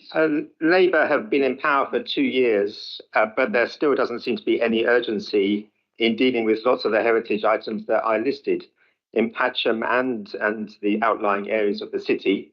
It is good that it will be coming up, surprise, surprise, at a scrutiny meeting, but now it's going to be starting in 2026, not 2025, as I was told by an officer. This should be urgent, and before these important heritage items, important pieces of heritage disappear, which they're in danger of doing. So we won't be accepting the amendments, but we are pleased that it will be being discussed soon, but we hope with more urgency. Thank you, Councillor McNair. I note the amendments have been moved and I will put them to the vote in reverse order. The first amendment to vote on is from the Labour Group. Can I ask for a show of hands, all those in favour? All those against? Any abstentions? I can confirm that the first amendment has been carried. The second amendment to vote on is from the Green Group. Can I ask for a show of hands? All those in favour? All those against? Any abstentions? The second amendment has been lost. I will now put the motion as amended by the Labour Group amendment to the vote. Can I ask for a show of hands, please? All those in favour? All those against? Any abstentions? I can confirm that the motion as amended has been carried. The Labour Group amendment has been carried. We now move to item number 29, recognising unpaid carers. I will now call on Councillor Goldsmith to introduce the notice of motion. Councillor Goldsmith, you have 5 minutes. Thank you, Chair. I'm going to be reading out a lot of statistics in this speech, so I do just want to begin by acknowledging that there is a human cost behind all the numbers that I think we're going to be discussing today. In Brighton and Hove, we have nearly 21,000 unpaid carers. They are neighbours, friends, and family members who provide vital care for the people that they hold dear. They're an invisible and under-recognised workforce, without which our health and social care system would simply crumble, and yet they face systemic neglect and financial hardship. Unpaid carers are estimated to save the government £162 billion annually. To put that in perspective, that's more than England's entire NHS budget. But how do we reward these people for their vital service to our society? Recent research shows that 1.2 million unpaid carers across the UK live in poverty, and the poverty rate amongst unpaid carers is 50% higher than those who don't provide unpaid care. When you consider that carers allowance is £83.30 a week, which is just £2.38 an hour if people are only working the minimum number of hours, which many don't, can the levels of poverty really come as a surprise? The scandal of how we approach unpaid care also highlights and exacerbates other inequalities in our society, with unpaid carers who are women or from ethnic minority groups being more likely to be in poverty than others. Women also make up the majority of unpaid carers and are twice as likely as men to give up their jobs to take on caring responsibilities. The system as it stands is not just inadequate, it's actively cruel. While I recognise the additional earnings limit for carers allowance has been increased to a still fairly low £196 per week, the weekly rate of carers allowance has gone up by less than the price of a first-class stamp. To make things worse, under the current system, carers can lose their entire year's carers allowance for exceeding the earnings threshold by as little as £52, which is £1 a week. When 62% of people receiving carers allowance are already living in poverty, this cliff edge traps them there, preventing them from taking on additional work that might help them survive and plunging many into debt. We're talking about people who have dedicated their lives to caring for others only to find themselves unable to afford basic necessities. Perhaps most shamefully, we have the scandal of overpayments. Between 2019 and 2024, the total amount of outstanding overpayment debt for carers allowance rose by £100 million, leaving 134,000 unpaid carers with a total repayment bill of £251 million, adding further strain to these already struggling households. And this is after £325 million has already been clawed back. When you consider that earning £1 too much per week results in the loss of the entire allowance, and we know that the system is complex to navigate, how on earth can we consider demands for these so-called overpayments to be justified? It's not about fraudsters exploiting benefits. These are people who have made innocent mistakes in a needlessly complex and unfair system. They've been failed by the departments who are supposed to be helping them, and yet they're the ones being punished and sometimes even criminalised for it. A recent YouGov poll found that 62% of current and former unpaid carers said they had no choice in taking on their caring role. They stepped up when their families and their communities needed them, and they deserve our support, not prosecution. While there have been some welcome changes in the approach, the current actions of the government do not go far enough, and the cliff edge itself needs to be completely abolished. This motion calls for urgent action. We're asking the governments to reform how carers allowance interacts with universal credit, to remove the earnings cliff edge, to stop overpayment prosecutions, and to explore how family carers might be properly compensated for their work. We also want to better understand the needs of carers in our city and what we as a council can be doing to better support them. It was just over a month ago that this council marked Carers Week, celebrating unpaid carers in our city and recognising the important work they do. Today, we need to do more than celebrating and recognising. We need to take a stand on behalf of unpaid carers and call on the government to make the drastic changes that are desperately needed, to reward rather than punish, to understand rather than prosecute, and to improve the lives of people who have made huge sacrifices to take care of their loved ones to the benefit of our whole country. I hope the council will support this motion.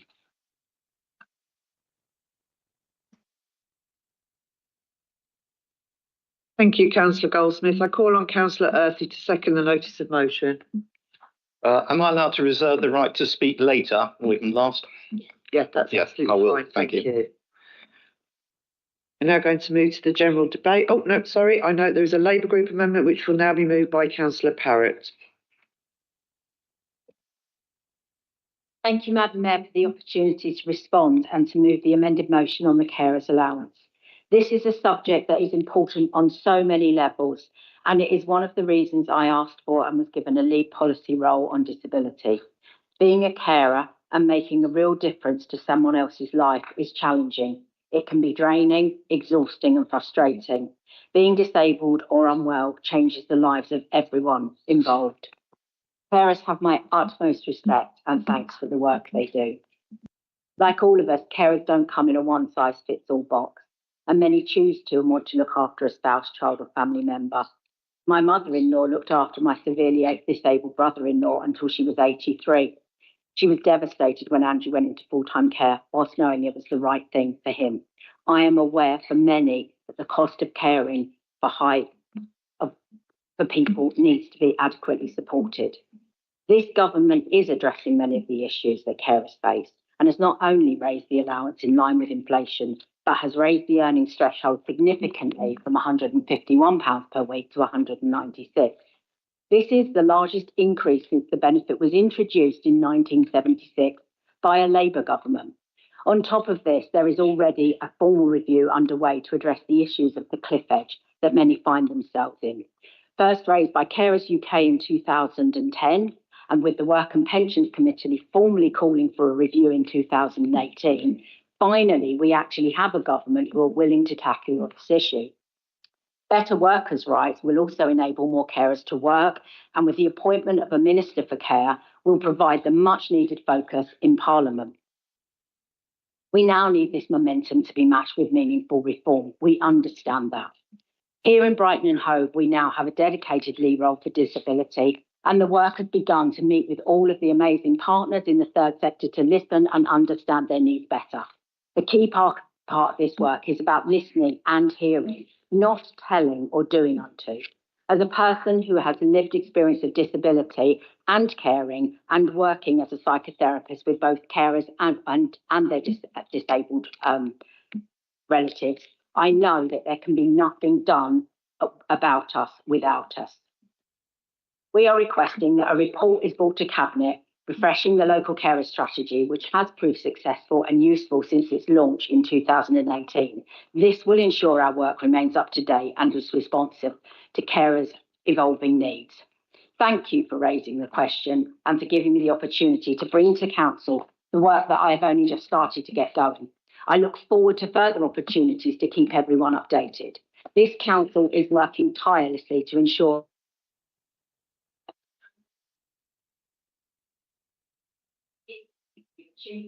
I will be there to remind us all that inevitably we have more to do. I am proud of the work that's been done, acknowledge that there is more and relish the challenge. Please come and talk to me with your ideas, your thoughts and your contributions. We're not only listening, we are doing.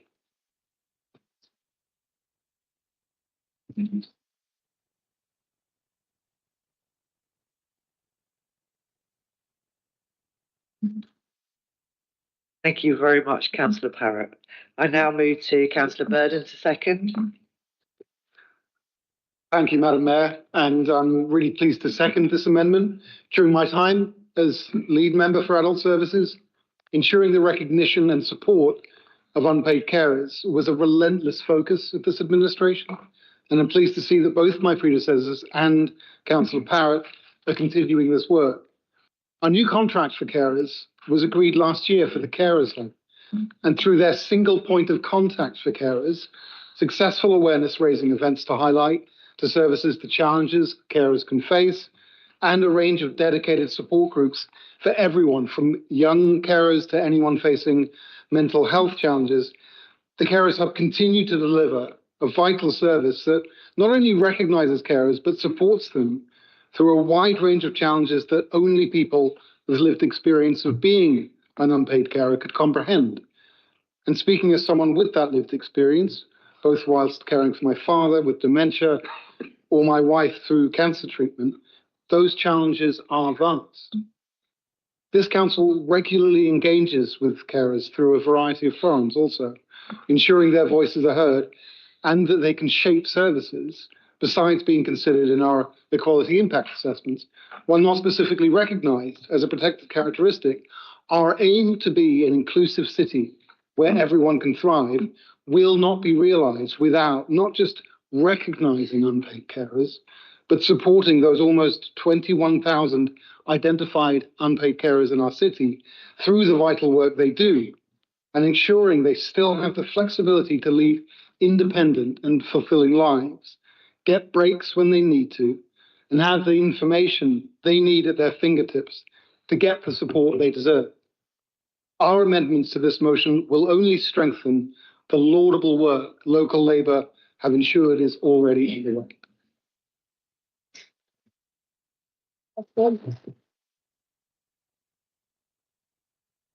Thank you very much, Councillor Burden. I'll now move to the general debate.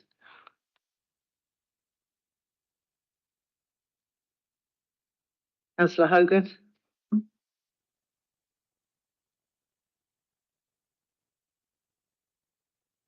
Thank you, Madam Mayor. We in the Conservative group recognise the amazing contribution made by unpaid carers in the city. We also recognise that people may need to step into the role of a carer at any point in their lives, sometimes unexpectedly, and often causing them to take a significant financial hit. It seems also that the need for further and more unpaid care will only increase in the future as people live longer, chronic diseases increase, and people make choices to have their care in their home environment. In terms of the Green and Independent notice of motion, while we would love to remunerate unpaid carers fairly, the fundamental question is, where will the money come for all of this? We recognise the system needs overhauling completely and would support this.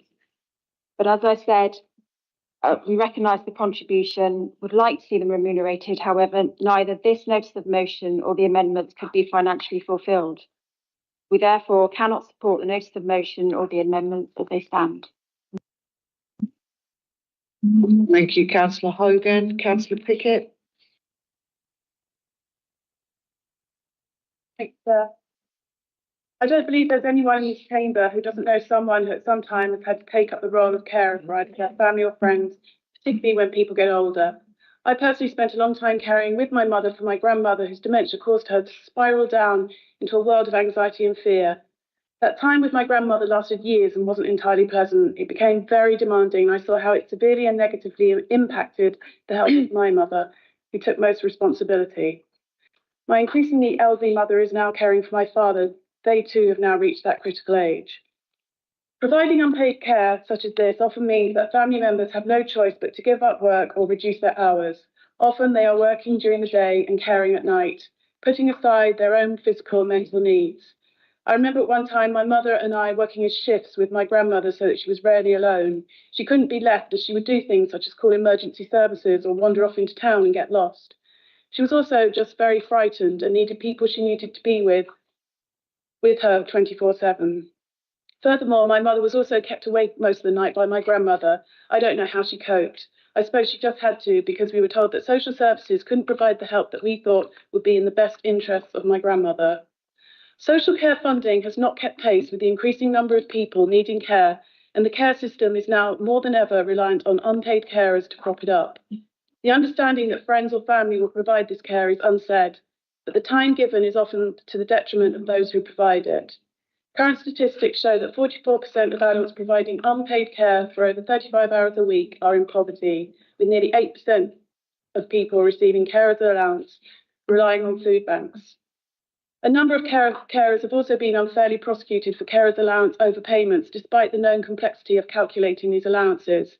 Additionally, this allowance is entirely deducted from universal credit payments. Giving up work to become a carer is an admirable thing to do, and carers should not be punished for doing this, especially while saving the government billions in doing so. Without unpaid carers, our health and social care system would collapse. This joint Green Independent NOM requests that the Council addresses these issues in a letter to the Secretary of State for Health and Social Care. We want unpaid carers to be compensated for the vital work they do. However, in the meantime, we also want a review of how money from carers allowance is treated in relation to universal credit, as well as an assessment of rules around part-time earnings to allow unpaid carers to do more work and remove the cliff edge of benefit loss. Locally, we request a report to be brought to Cabinet to consider what the Council can do better to support carers here in Brighton and Hove. Please support this joint party NOM. Thank you.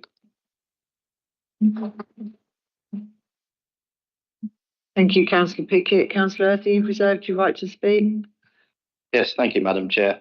And thank you to the Green Group for the opportunity to second this motion. It should not be any surprise to you that I fully support the original NOM, given what I said at June's special council meeting. I speak from experience because I was an unpaid carer for my parents and for my late wife. I shall not repeat the numbers stated in the NOM, they are stark enough. Instead, I shall start by being very un-British. Rather than retain the stiff upper lip and suffer these attacks in silence, I'll simply say this.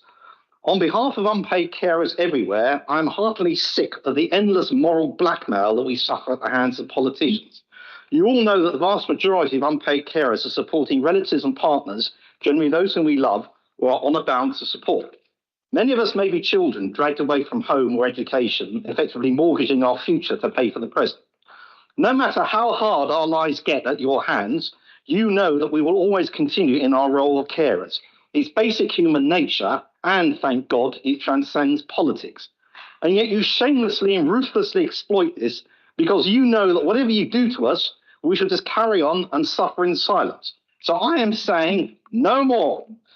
Have your Westminster bosses any idea of the reality of being a carer? They are very welcome to come down off their high horses to the real world to find out. The financial support arrangements are a disgrace. On our side, for the care that we provide, no charge. For the transport that we provide, no charge. For the impact on our own mental health, no charge. And on your side, ooh, you've overclaimed by 1 penny. Here's our charge, a criminal charge for dishonesty. Shameful. Shame on this desperately broken system that criminalises simple mistakes of overpayment due to its own incompetence. It cannot possibly be hard to fix the complex interactions of state payments, carers allowance, PIP, and universal credit and paid employment. Nor can it be hard to simplify the application process and improve safeguards against over and underclaiming. So surely an amnesty is the only decent thing to do. Of course, we are aware that there's not a great deal that the Council Labour Administration can practically do about the state payment system. But you can demand of your Westminster masters to get this fixed. Otherwise, the tagline at the next election will be, Labour doesn't care for carers. However, I am convinced there's a lot that can be done and must be done locally, and I did look forward to working with all political groups on Resolution 2. However, the Labour group's amendment's deletion of Resolution 2 is completely unacceptable. All the original required was that we come up with a list of costed options. Carers don't want solidarity. We take that as read. We just want tangible help and support. Collectively, we should have no difficulty in coming up with a number of costed options to support our city's unpaid carers. These need not be costly, some may even be free. So to conclude, I appeal to the Labour group to put party politics to one side and support the original NOM, especially Resolution 2 with its focus on local needs. Call upon, no demand, that the Secretary of State for Health and Social Care stops his moral blackmail once and for all and finally does the right thing for this indefensible section of society. Thank you.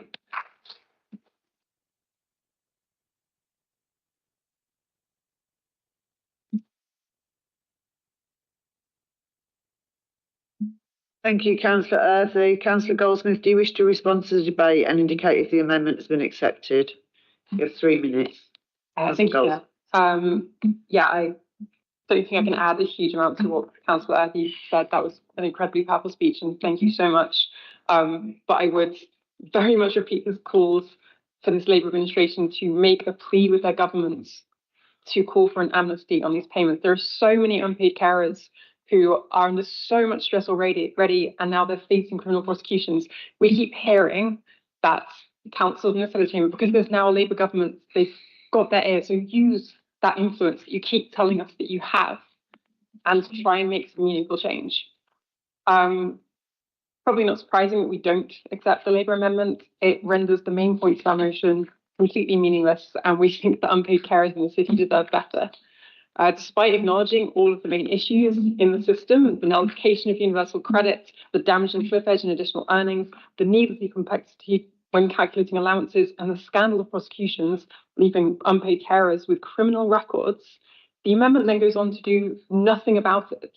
In the place of actual actions is instead praise for the Labour government, ignoring the fact that upcoming changes to PIP eligibility for new claimants, even after the U-turns, will result in hundreds, if not thousands, of potential new carers becoming ineligible for carers allowance. Completely rewriting motions in this way just makes a joke of our whole system. If Labour councillors don't agree with what we've written, they should just vote against it, not turn it into cheap propaganda for their increasingly unpopular government. Any councillor in this chamber who wants to show their support for unpaid carers should vote against this wrecking motion and support the unamended version, calling for real, meaningful change.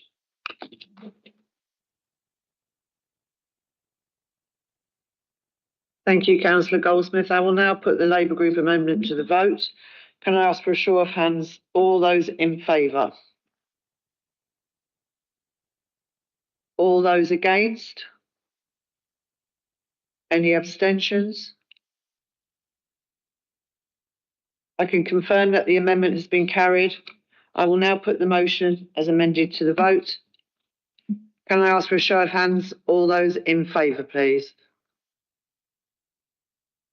All those against? Any abstentions?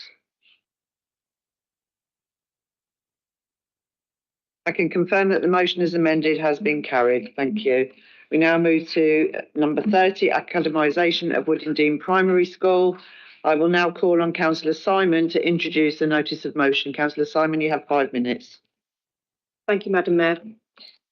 I've been an educator for over 30 years. I've spent my career working to improve the life chances of children in our city, especially those with additional needs. And it's from this standpoint that I've approached and formed my view of our education system. Mine is not a view born of party politics, but of a long-term experience of what helps children and what does not. The evidence shows that the Academy project has failed. Schools and Academy trusts do not improve further or faster than those in local authority control, quite the opposite. Academy trusts take more money from school funds to run their central services than local authorities do, money that should be prioritised for our schools and our children. Leaders of Academy trusts pay themselves higher salaries than local authority officers and CEOs.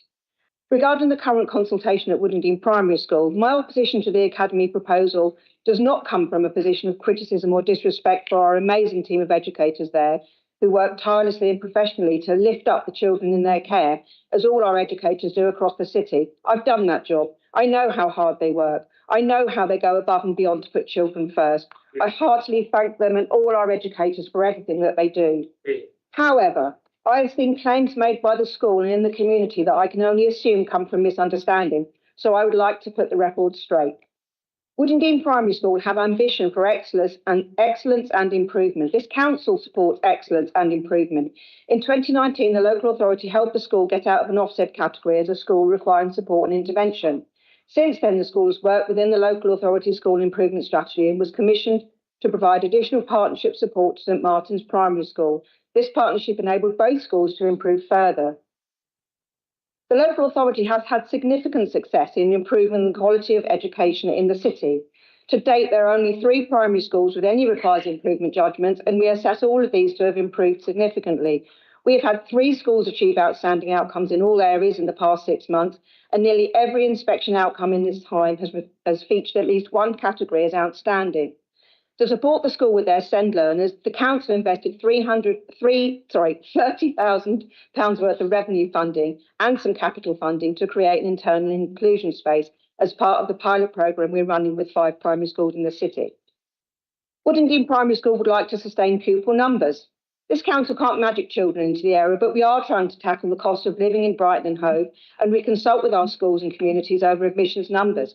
A governing board has more entitlement to inform its admission arrangements than a local board established under a trust arrangement.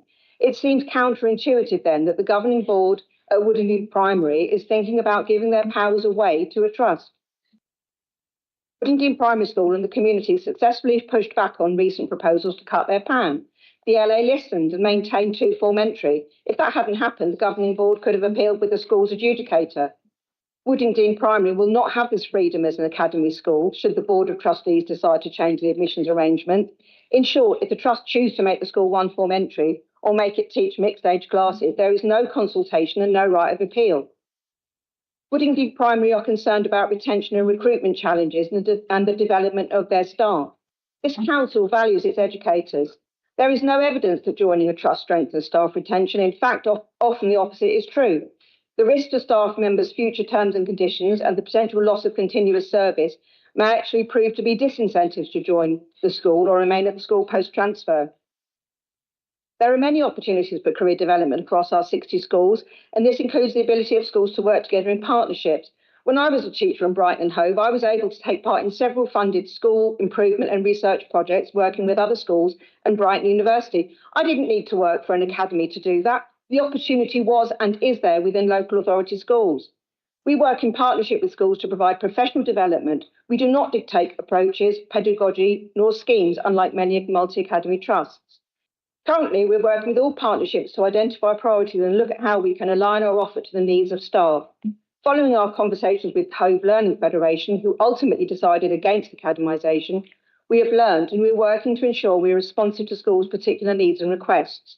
The beauty of the local authority maintained approach is we can co-produce specific responses to need, and all our schools have the flexibility to choose how to engage with these. Indeed, primary school are concerned about budget pressures. This is a national issue. This council hears you and we're here to help. Academy trusts do not get more funding for schools than local authorities. Eco-trusts have conceded that the funding the school receives will be exactly the same. The only difference will be that, unlike in the local authority, the school will no longer have a choice what to procure and from whom. This will be dictated to them by the trust. Brighton and Hove City Council stand out as a local authority because we have kept our family of schools against the odds. This hasn't happened by chance. Our schools have chosen to stay with us because we are a good, supportive and reflective local authority. There are undoubtedly challenges, both national and local, but I urge Woodendene Primary School, I urge all our fantastic family of schools to stick with us, challenge us to be better, seek change where it is needed, work with us, and together we can provide an excellent education for all of our Brighton and Hove children.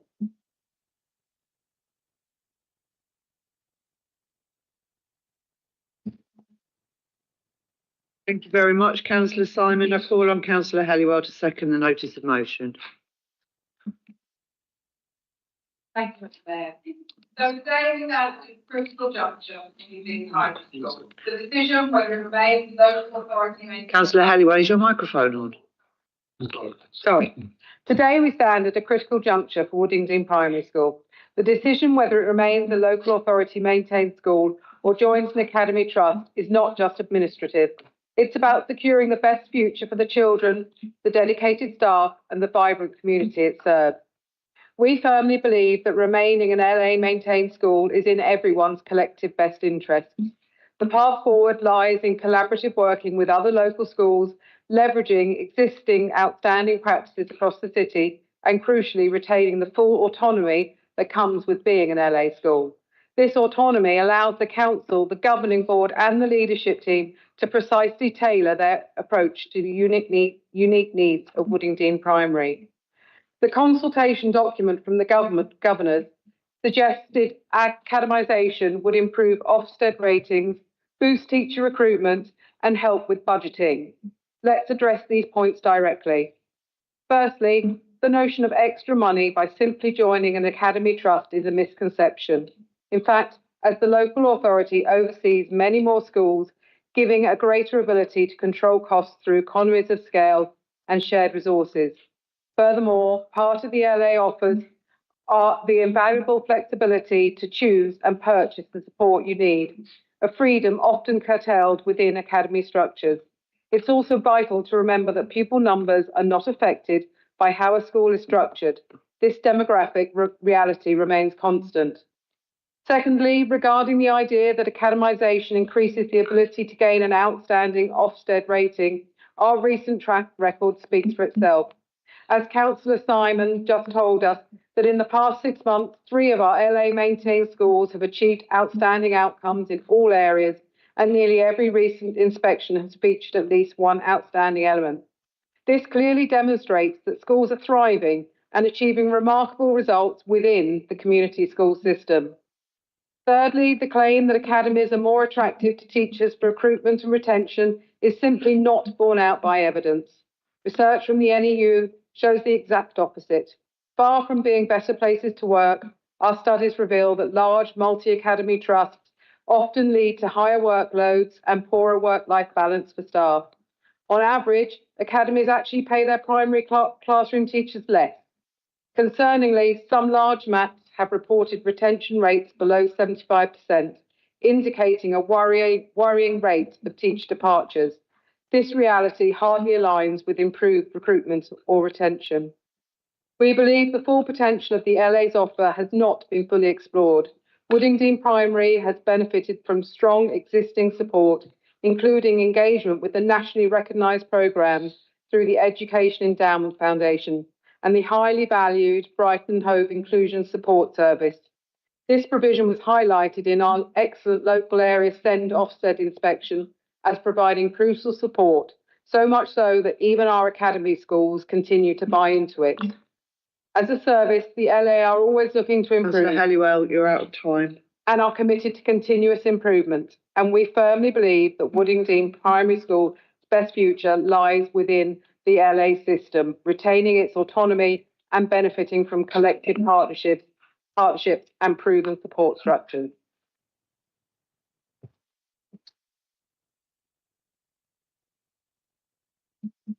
Thank you, Councillor Halliwell. I note that there is a Green Group amendment which will now be moved by Councillor Shanks. Councillor Shanks, you have 3 minutes.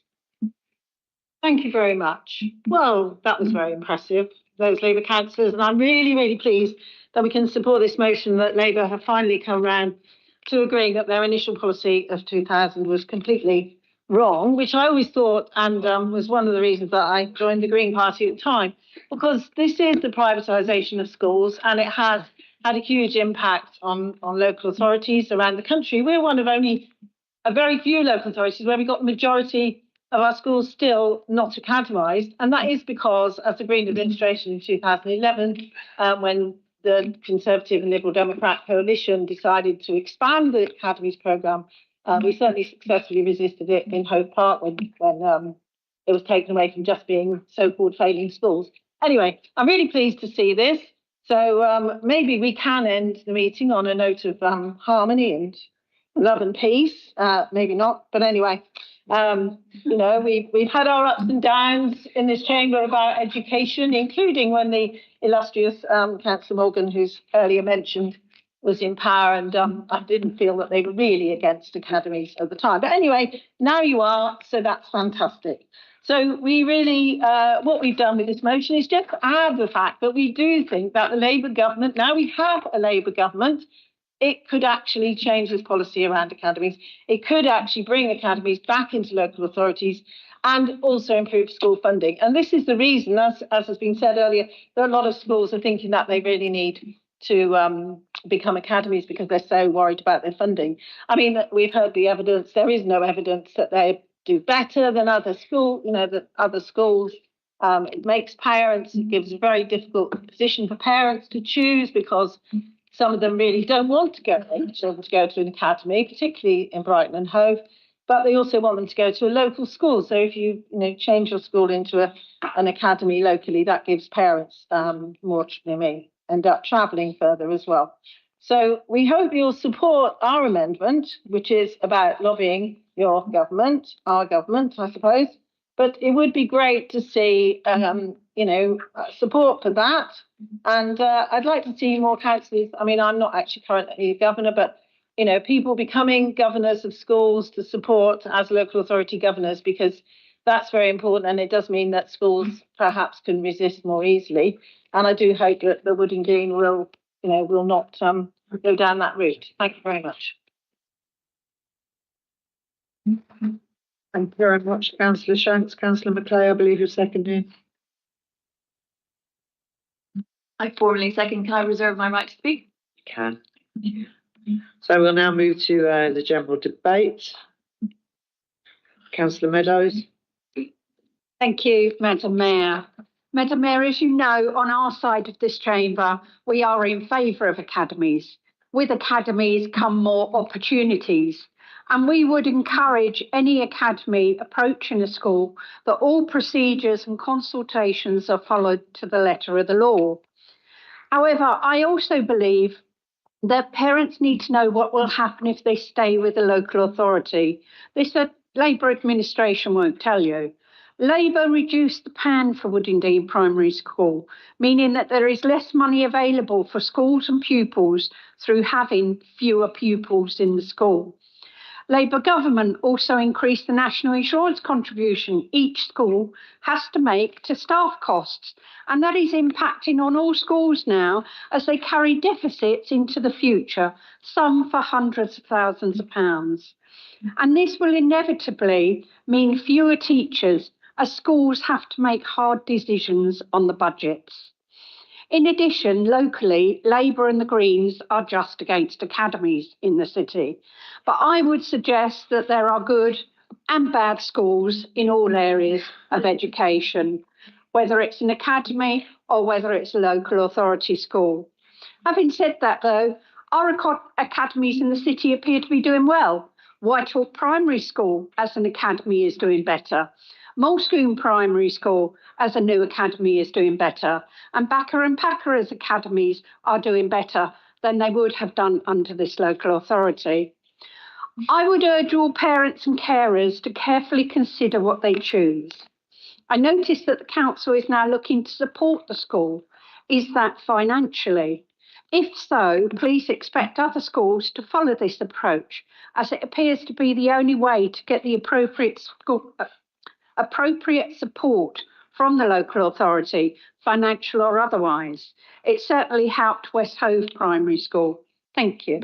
Thank you, Councillor Meadows. Councillor Fishley. Madam Mayor, can I make a point of information, please? It's not true that the pan has changed at Woodingdean Primary School under this administration. There have been no changes there. And Councillor Meadows is also wrong that there are any bad schools in our city. Thank you very much. Councillor Allen, your point.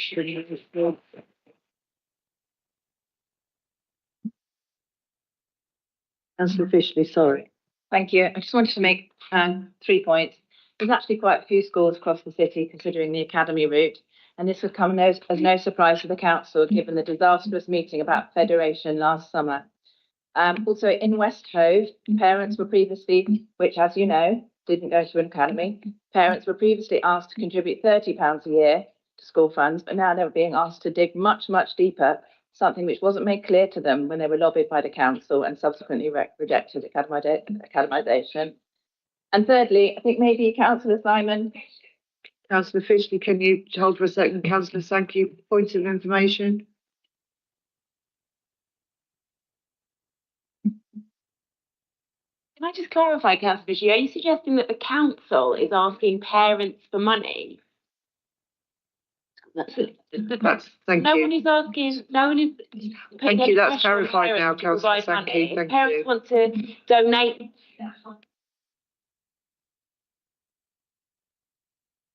Thank you, Councillor Sankey. Councillor Fishley, do you want to continue? And my third point is maybe the councillors for Woodingdean need to coordinate with Chris Ward MP a little bit more, because last week he announced that he'd got the consultation extended to the 18th of July, and now you want to extend it further. Thank you, Councillor Fishley. Councillor Macleay, you reserved your right to speak. Just to say thank you. That I do hope that the Labour group will support this amendment. It only makes sense that if we want to make meaningful change on things, that we align national policy, and the Labour administration are in a good position to lobby a Labour government. And other recommendations that we've had for other work, so like short-term lets, for example, in the Task and Finish group, a lot of those recommendations were about lobbying. So please support this amendment. Thank you. Thank you, Councillor Macleay. Councillor Simon, do you wish to respond to the debate and indicate whether the amendment is accepted? Yes, thank you, Madam Mayor. I won't be accepting the amendment. Although we totally appreciate the spirit of the amendment, we are working on that. We are talking to government about those very things. So we don't feel that we need to add that. I would like to add a couple of points of clarification regarding what some other people have said. Councillor Meadows stated that there are more opportunities in academies. There's no evidence for that. If she's got any, she didn't share it. As Councillor Allen has stated, the pan wasn't reduced in Woodingdean. If Councillor Meadows listened to my speech, she would have heard me say that. There was a proposal to do so, but this council listened and the pan was not reduced, so they remain a two-form entry school. The local authority is ready to discuss the local offer with schools, and they're very open to talking to parents about that too. So that's also not the case. And the local authority has already supported the school financially, as would have been heard if people were listening to my speech. They were given £30,000 recently to create an internal inclusion unit as a part of a project. And lastly, we do and have been communicating closely with Chris Ward. The school did not extend the consultation for 1 week because Chris asked for a 1 week extension. He asked for an extension in the same manner that we did, but the school have only acceded to extending until the 18th of July. So we are closely coordinating with his office. Thank you.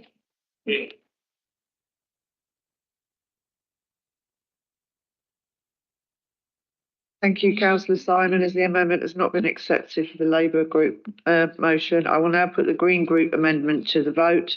Can I ask for a show of hands? All those in favour of the Green Group amendment? All those against the Green Group amendment? Any abstentions? Thank you. I can confirm that the amendment has been lost. I will now put the original notice of motion to the vote. Can I ask for a show of hands? All of those in favour? All those against? And any abstentions? The notice of motion has been carried. I can confirm that we're now at the close of the meeting. Thank you. That concludes the business for this evening, and I declare that the meeting is now closed. Thank you.